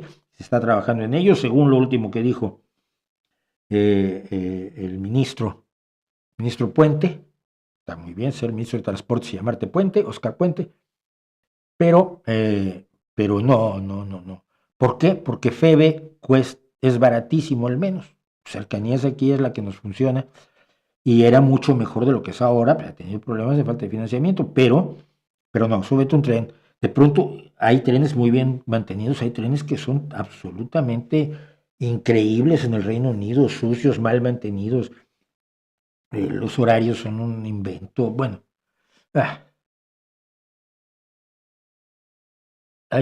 bueno, a ver. Me siguen diciendo, son las 9:35, yo tenía cosas más que hacer, a lo mejor voy a poner esto. Pero esta me llamó mucho la atención. Veámosla. El arte robótico de $1 millón. ¿Cómo que $1 millón? $1 millón. Voy a pasar esto para este lado, que me estoy más cómodo por ello. Bueno, hay un robot supuestamente de inteligencia artificial, es que por ahí empezamos con los problemas, que se llama AIDA Artificial Intelligence, y la da de no sé de qué la da. AIDA, que es Artificial Intelligence, da, y que supuestamente es una robot con inteligencia artificial que pinta. Ahora, un robot así podría ser de cualquier forma. En este caso han optado por darle un aspecto que ellos creen que es realista y que se encuentra dentro de lo que se llamaba el Valle de lo Desconcertante o el Uncanny Valley. El Uncanny Valley es cuando te enfrentas a una cosa que parece humana, pero no exactamente es humana y resulta muy inquietante. Es el valle de lo inquietante, o por lo menos así se ha traducido, no es exacto. El Uncanny Valley, la cara de este, pues es que es medio humanoide, pero te das cuenta que no, ni de lejos, ¿no? Y este robot se supone, y voy aquí a lo de supone, hizo este cuadro que tienen a la derecha y que es evidentemente un retrato de Alan Turing, uno de los padres de la informática, por supuesto, y además uno de los triunfadores, uno de los vencedores de la Segunda Guerra Mundial, llamado Dios de la Inteligencia Artificial, el cuadro. El cuadro se llama Dios de la Inteligencia Artificial y se acaba de vender en Sotheby's por $1.084.800. Viene siendo como $1.000.000, un poquito menos. O 836.667 libras. Se subastó, se esperaba que obtuviera entre 120.000 y 180.000 dólares, pero se fue hasta el 1.084.800. Sotheby's dijo que esta histórica venta lanza una nueva frontera en el mercado mundial del arte, estableciendo el marco de referencia de subastas para trabajo hecho por un robot humanoide. Mira, no me lo creo. Te voy a decir por qué. Porque para que fuera la obra de arte de un robot de inteligencia artificial, este robot de inteligencia artificial, esta AIDA, tendría que saber claramente quién es Alan Turing. Tendría que conocer la importancia que tiene Alan Turing en el desarrollo de la informática, como matemático, como creador de la prueba de Turing, que es una forma, digamos, subjetiva de determinar si hay una inteligencia artificial o una inteligencia humana, o cuando no puedas distinguir una inteligencia artificial de una humana, además de ser una figura enormemente trágica, porque como homosexual fue perseguido, se le rechazaba por su homosexualidad, se le obligó a la castración química, y al final, pues nadie sabe si murió o se suicidó, si era muy joven todavía, y el mundo todavía le está pidiendo perdón a Alan Turing por haber cometido la barbaridad de perseguirlo, como era normal perseguir a los homosexuales en el Reino Unido a finales de los años 40 y principios de los 50 y hasta los años 70, cuando yo era joven, y todavía pasaba. Bueno, tendría que saber todo eso y tendría que decidir que quiere, que desea representar la figura de Alan Turing en un cuadro al óleo y luego lo pinta. No me lo creo. No es posible en la medida en que sabemos que la inteligencia artificial no son más que modelos de lenguaje de gran tamaño que interrelacionan el lenguaje pero no los conceptos. No maneja conceptos. Todavía no maneja conceptos. Como decía alguien hace poco de ChatGPT, todo parece indicar que seguirá creciendo pero seguirá siendo tonto y no va a mejorar. Y lo comentábamos el otro día precisamente porque a mí me inventa, a Ian Watson, de quien hablaba yo el otro día también, le inventa libros, ¿no? Entonces, ahí se quejaban ayer Ian Watson y su esposa, que es mi amiga y mi queridísima hermana, se quejaban de que Grok le inventó una biografía loquísima a Ian Watson. Para eso es la inteligencia artificial. No es inteligencia, es solo artificial. Entonces, todo el proceso de creación de arte no me creo que lo pueda llevar a cabo este personaje, esta inteligencia artificial en robot con un rostro humano y unos brazos absolutamente mecánicos y un aspecto un poco inquietante, o un mucho inquietante. Ahora, crear un programa muy complejo para que un robot tome un retrato, una foto de Alan Turing y la convierta en un cuadro pues, más o menos funcional, tragable y con un cierto estilo al parecer hace puntillismo, además, por lo que vi en los documentales, no traza, sino que hace puntitos, lo cual ya te va diciendo que está digitalizando algo que se le alimentó. Eso sí es posible, y está bien, ¿no? Es como cuando le digo yo a la inteligencia artificial generativa de Photoshop, como lo hice por juego y lo vimos aquí hace unos años, amplíame esta foto, amplíame los bordes de esta foto. Y entonces se empieza a crear cosas tomadas, obviamente, de las imágenes con las que se ha alimentado en Internet. No creo que sea el caso, pero me parece muy preocupante el hecho que se haya hecho tanto escándalo con el arte robótico de AIDA, porque se abre el camino a muchas estafas de este tipo, y si alguien es propenso a caer en estafas es la gente que compra arte como inversión, gente que ha comprado basura en grandes cantidades para luego encontrarse con que tiene almacenada en una cámara con humedad y temperatura controlada una cantidad de despojos que no le va a comprar nadie ni por accidente, nunca jamás. Pero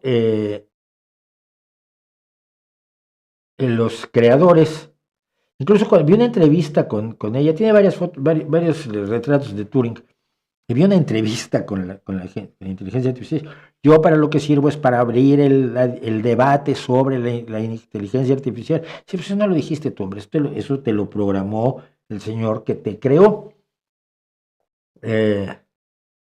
Aquí dice, ¿no? El valor clave de mi trabajo es su capacidad de servir como catalista para el diálogo sobre las tecnologías emergentes.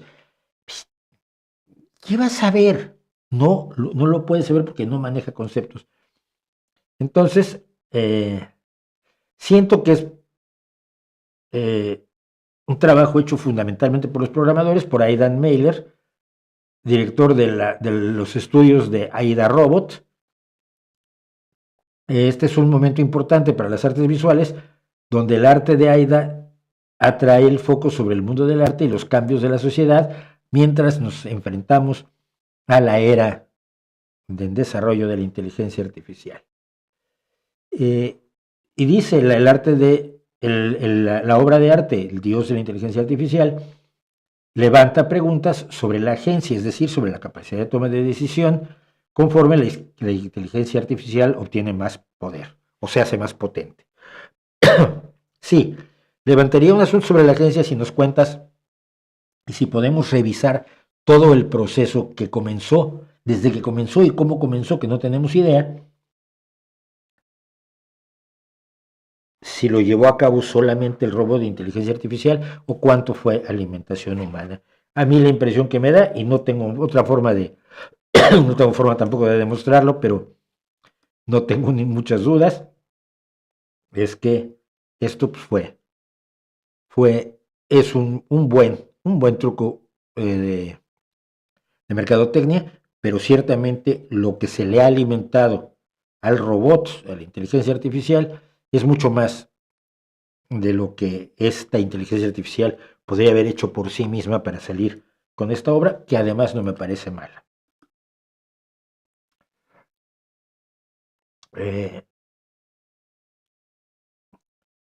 Los trajes Reino Unido están perfectamente, pero son absurdamente caros. No, yo he tomado unos que no están perfectamente. ¿Cuándo? Hace poco tomé, ¿cuál?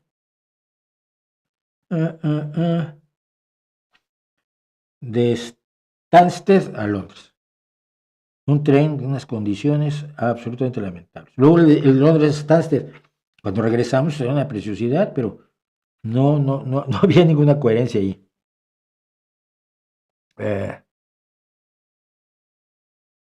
La revista liberal The Economist tiene un ranking de economía de la OCDE que crecen. España en primer puesto y Colombia en el sexto. Cierto ruido mediático y en redes nos había pronosticado. Yo lo comentaba hoy, es otro mal día para llamarte Alberto Núñez Feijóo y Isabel Díaz Ayuso y Javier Milei. La economía española es la más sólida de la zona euro en este momento. Y The Economist no es sospechoso de ser rojo. Pues The Economist tiene un problema, y un problema muy grave. Yo leo algo de The Economist, no ha querido suscribirme porque es un dineral la suscripción, pero voy siguiendo lo que puedo y los artículos que puedan abiertos. o artículos a los que se puede acceder de otras formas. The Economist es enormemente objetivo. Es una revista conservadora, pero no es una revista que altere u oculte la realidad por motivos ideológicos. Son razonabilísimamente objetivos. Lo pasa también en el New York Times. El New York Times no es de izquierda.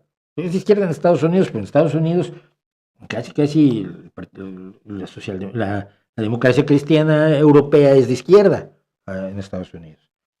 Pero no, pero todo lo que yo he visto que hace The Economist es sólido y confiable. Entonces, me parece que muchos van a llorar muchísimo con esto, porque el relato de Feijóo y de Díaz Ayuso es que España está en la situación de un desastre económico sin precedentes en la historia. Total, mentir les sale barato. ¿Por qué uno de los más grandes genios de la música latinoamericana, Charly García, ni se conoce en España? Sí se conoce, bueno, los rockeros por lo menos lo conocen. Sí conocen a Charly García. Ves que Charly, aparte de ser un genio, está loco. Muy loco. Entonces yo mismo me quedo con el Charly García de Serú Girán y de poco más por allí, en su más tierna juventud, porque luego... tú siempre defiendes que esta democracia no es perfecta, dice Alin Kalani. Para el caso de Bukele, que consiguió y sigue consiguiendo logros titánicos, le pides perfección en sus métodos. No le pido perfección. No le pido que no asesine, que no sea bruto. Sí, el problema ahí no es la democracia. El problema es cómo abordas un problema tan grave como el de las pandillas. Y puedes abordarlo con cuidado, con un escalpelo, quirúrgicamente, educando muchísimo a tus fuerzas del orden, con un poder judicial sólidamente establecido e independiente, o puedes atacar con una sierra eléctrica. Y creo que el uso de la sierra eléctrica ha sido perjudicial para 26,000 salvadoreños. No es una cuestión de teorías de la política. Es que el propio gobierno salvadoreño dice que liberó 7,000 inocentes en 2023 y 8,000 en 2024, y todavía hay un montón, se calcula que más de 20,000, aparte de los más de 100 asesinados por la policía en las cárceles, sin que un solo policía haya sido procesado por ello, lo cual le da impunidad a los policías para matar más gente en las cárceles. ¿Sí? Esas palizas que te dan por gusto en la cárcel, que te las dan por gusto, por hobby. En cualquier cárcel que no tenga un control serio del gobierno, puede haber un psicópata que te dé una paliza porque él se le antojó y no tenía nada más que hacer esa noche. Hay formas de hacer las cosas y la que se utilizó no es la correcta, porque tú me dices, se ahorró el sufrimiento de muchas personas que podían ser víctimas de las pandillas. Sí, pero a costa del sufrimiento de otros inocentes. Hombre, si se trata de reducir el sufrimiento, no cambies uno por otro. No creo que sea lo correcto. Tú que eres traductor, Uncanny Valley, por Valle Inquietante, ¿no es correcto? No, porque Uncanny tiene otras implicaciones. Pero voy a usar uno de mis diccionarios. Es asombroso, sorprendente, extraño, raro, extraordinario, inesperado. No es tan bien inquietante. Se ha traducido como Valle Inquietante porque es el resultado. ¿Sí? Uncanny es no probable, fuera de la realidad. Pero a mí me parece una traducción buena en el concepto, la del Valle Inquietante, aunque no sea literalmente correcta. Todos somos ateos hasta que nos dicen al Guadalupe's Day darán birria y consomé. Yo me he comido muchísimas birrias y consomés sin creer en ningún dios. ¿Qué opinión tiene usted de los expresidentes socialistas españoles? Sobre todo me interesa Felipe González. Bueno, Felipe González tiene un proceso que no me gusta. Creo que los expresidentes españoles deberían callarse. Todos los expresidentes. Todos los expresidentes deben callar, porque lo que tenían que haber hecho, tenían que haberlo hecho. Lo que no hicieron ya no está en sus manos. Y pueden no dar por saco, por favor. Y esto lo he dicho por Aznar, lo he dicho por Felipe González. Zapatero ha metido algunas patas ahí bastante graves, en Venezuela concretamente. Yo creo que todo expresidente es el pasado y su lugar está allí, su obra está terminada. Pero la forma en que está, por ejemplo, actualmente saboteando cosas, Felipe, ¿para qué? ¿Qué te ganas? Ya fuiste. Todavía si te mantuvieras activo en política, como se mantienen activos en política algunos exdiputados o expresidentes municipales o expresidentes de comunidades autónomas, pues mira, vaya y pase. Pero cuando solo estás dedicado a tus negocios y a tu vida privada y estás dando por saco constantemente, no creo que sea correcto. Bueno, quedaba alguna cosa de las muchas que quería yo comentar el día de hoy, pero es que esta la tengo que comentar. La honra de las ratas. A ver, que uno será una rata, pero tiene su corazoncito. Y que hablen mal de ti, pues no debería ser. Y si alguien afecta tu autoestima roedora, si alguien daña tu dignidad ratonil, ¿quién podrá ayudarte? Pues PETA. PETA, que es Gente por Tratamiento Ético de los Animales, una organización de lo más contradictoria del mundo, donde un señor que quería matar gente era uno de sus portavoces, que decía que él no tendría problema en matar gente. Matar animales no, matar gente sí no tenía problema. Y luego, que dice que no debes tener mascotas, pero su dueña, presidenta, fundadora y principal vividora, porque no ha trabajado en otra cosa en su vida, desde que fundó PETA, se hace fotos con perritos, ¿no? Y gatitos. Ay, porque queremos mucho a los... No, pero no deberías tener mascotas. Ya, pero me hago la foto porque es mono. Y luego, PETA se hizo famosa por sacrificar... O sea, tenían como una especie de refugio, de esos que mucha gente tiene, ¿no? Refugio de animalitos, que luego das en adopción, así he tenido yo perros y mucha gente ya entiende que no hay que comprar dentro de lo posible perros y gatos, sino ir a las protectoras de animales a que te elija tu perro o tu gato y tú elijas a tu perro o tu gato. Por eso es el proceso que se da en las protectoras. Tú vas pensando que te vas a llevar un mastín y sales con un Yorkshire porque te pareció más mono o al revés, ¿no? La forma en que se eligen entre sí los buscadores de perros y los perros que buscan dueño es maravillosa. Se las recomiendo muchísimo. Es un espectáculo ver a alguien llegar por un animal a una protectora. Y no hay nada místico en esto, ¿no? Además, pues, pero PETA tenía una especie de protectora así, pero era la protectora que más gatos y perros sacrificaba en todos los Estados Unidos. Y eso, claro, eran perros que ya no podían volver a ser salvajes y libres, entonces se los escabechaban en grandes cantidades. No me acuerdo cuando escribí todas las barbaridades de PETA. Bueno, pues PETA ahora va a manifestarse en contra de la vergonzosa utilización de estereotipos respecto de las ratas. No sé por qué lo que hay allí me parece más un ratón que una rata, pero bueno, es problema de la foto. Resulta que la Organización de Derechos Animales dijo que no le gustaba la sugerencia de la película Nosferatu de que las ratas ocasionaron la plaga, la peste bubónica. No la ocasionaron, la transmitieron. No las ratas directamente, sino al parecer las pulgas de las ratas. Pero esto les pareció muy mal, muy mal, muy mal, y por lo tanto van a protestar cuando se presente la película porque la dignidad de las ratas está en juego. Miren,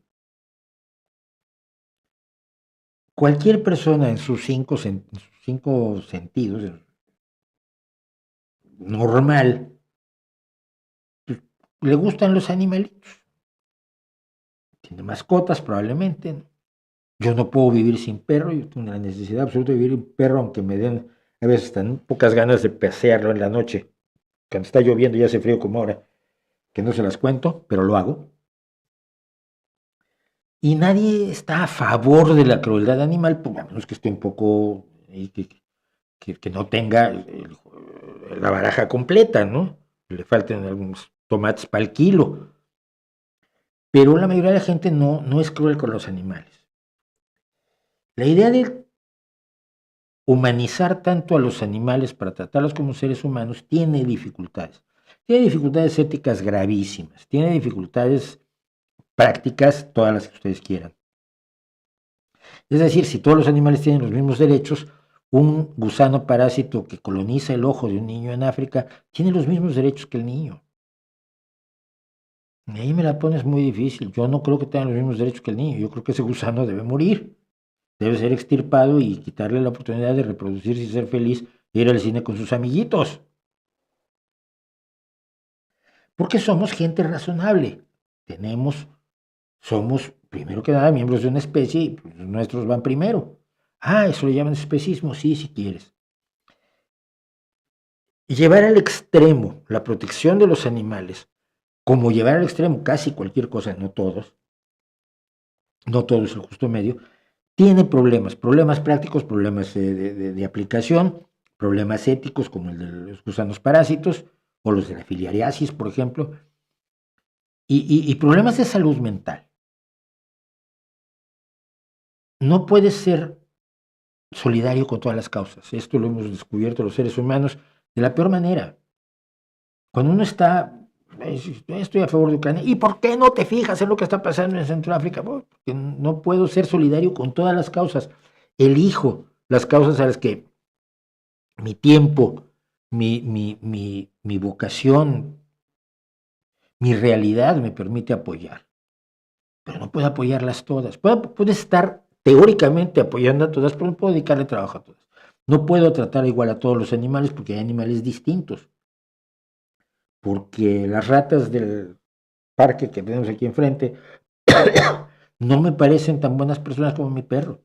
No las puedo defender como mi perro. Yo quiero que las eliminen porque son fuente de infecciones y porque han atacado a algún animal y han mordido a un gatito y cosas así. Prefiero que no haya ratas, lo siento. ¿Me conviertes en una persona tan mala como los que cometen crueldad brutal contra los animales y disfrutan de su aparente dolor? No. Pero los niveles a los que PETA y el animalismo excesivo quieren llevarnos no nos permiten la supervivencia. Simple y sencillamente no nos permiten seguir vivos. Quizás su lógica es esa, que el ser humano es lo único que sobra en este mundo, pero cuando el ser humano no esté, habrá millones y millones de animales comiéndose a otros animales y haciendo sufrir a otros animales. Los únicos que nos preocupamos por el sufrimiento de otro animal somos los seres humanos. Somos los únicos que decidimos que nos vamos a comer aquello que está vivo, pero vamos a matarlo sin que le duela. Los únicos. Y hombre, eso también debería contar a nuestro favor, creo yo. Como siempre, probablemente me equivoco, ya lo saben ustedes. Esto por sabido lo callo. ¿Es verdad lo que dice la página PETA Kills Animals? Sí, PETA mataba, por lo menos, hace años me descolgué del tema, pero perros y gatos en unas cantidades absolutamente ridículas. Dejando a un lado lo que han hecho su iglesia y seguidores por más de 2000 años, ¿cuál es tu sentimiento sobre Jesucristo, persona y su mensaje? ¿Fue adelantado por cientos de años a su época romana? No lo sé. A ver, lo que yo conozco es el mito de un señor enormemente contradictorio. No sé si existió, no sé si su mensaje es, no he traído la paz, sino la espada, para poner al hombre contra sus hijos, que es lo que dice en un momento dado, o es el príncipe de la paz. Si es el que no se daba cuenta que era Dios y era dueño de todo el mundo y entonces lo podía tentar el diablo, ofreciéndole todo lo que ves hasta allá, en su ayuno de 40 días por el desierto, o el que sabía que el reino de Dios venía. El que era tan bobo como para secar una higuera porque no tenía higos, porque no era época de higos, o el que decía que esté libre de pecado, que tire la primera piedra. Sin embargo, la moral de la totalidad, si nos vamos a lo más bueno de la imagen de Cristo que nos dan los evangelios aceptados por las iglesias cristianas, es una moral de un nivel relativamente alto, pero no singular. No inventa nada. Recoge tradiciones éticas y morales y de convivencia que ya estaban presentes en la Grecia antigua, que estaban presentes en Mesopotamia, que estaban presentes entre los judíos. Entonces, y que estaban presentes entre los romanos en su intento por rescatar la antigüedad clásica y griega. Entonces, me parecería un buen tipo, pero me lo tomaría con cuidado, porque tiene sus arranques como para decir que si había mercaderes en el templo, la culpa era de los mercaderes y no de los que gestionaban el templo, ¿no? Entonces les has pegado a unos pobres señores que están ganando la vida allí porque los dejaron ponerse, no llegaron y se pusieron con una espada en la mano. Han convertido el templo en un mercado. Pues hombre, ¿quién está al cargo de este templo? Oiga, ¿por qué permite usted esto? Ah, no, a zumbarles. Pues hombre, quizás no me parece lo más razonable del mundo, ¿no? Nunca conseguí tener esa imagen de un Jesucristo más puro, más bueno que la media de la gente a su alrededor en su momento histórico. Hasta allí podría decirte, ¿no? Y esto, no hay que olvidar que mucho del mito del Cristo que te creas es un mito extraevangelios. Es un mito de otras historias que se fueron inventando los padres de la iglesia, el propio Saulo de Tarso, San Pablo, el autor de la mayoría de las epístolas, y el verdadero fundador de la iglesia, porque él cuenta un montón de cosas que él nunca vio. Pero se inventa lo que quiso decir Cristo y lo que deseaba Cristo y lo que afirmaba Cristo, que se lo puede haber sacado de la manga alegremente, porque no tenía forma de saberlo. Entonces, el mito crístico no solo sale de los evangelios, sino sale de autores hasta el siglo VI que se van inventando. Y entonces, que Cristo habló con los doctores con los rabinos y sabía más que ellos. ¿Cómo supieron eso? Pues, ¿dónde está? No está en ningún lado. Se generó mucho después de la supuesta muerte del personaje. Entonces, moralmente no me parece de ninguna manera despreciable, pero tiene rasgos que yo no encontraría como muy deseables en alguien con quien me asociaría yo para poner una tienda de dulces. Se metió un rato en mi cocina y yo quería usar napalm. Es que sí, a gente a un edificio que hay aquí en Gijón, se les metió una rata en la cocina y estuvieron 10 días sin poder usarla. Además no sé por qué no podían los exterminadores con ella. Era una cosa absurda. Bueno, pues ¿cómo hay corresponsales informando en chino o Rusia siendo dictaduras? Pues cuando informan fundamentalmente cosas que le parecen correctas a Rusia o a China, y cuando no les parece correctos, los echan.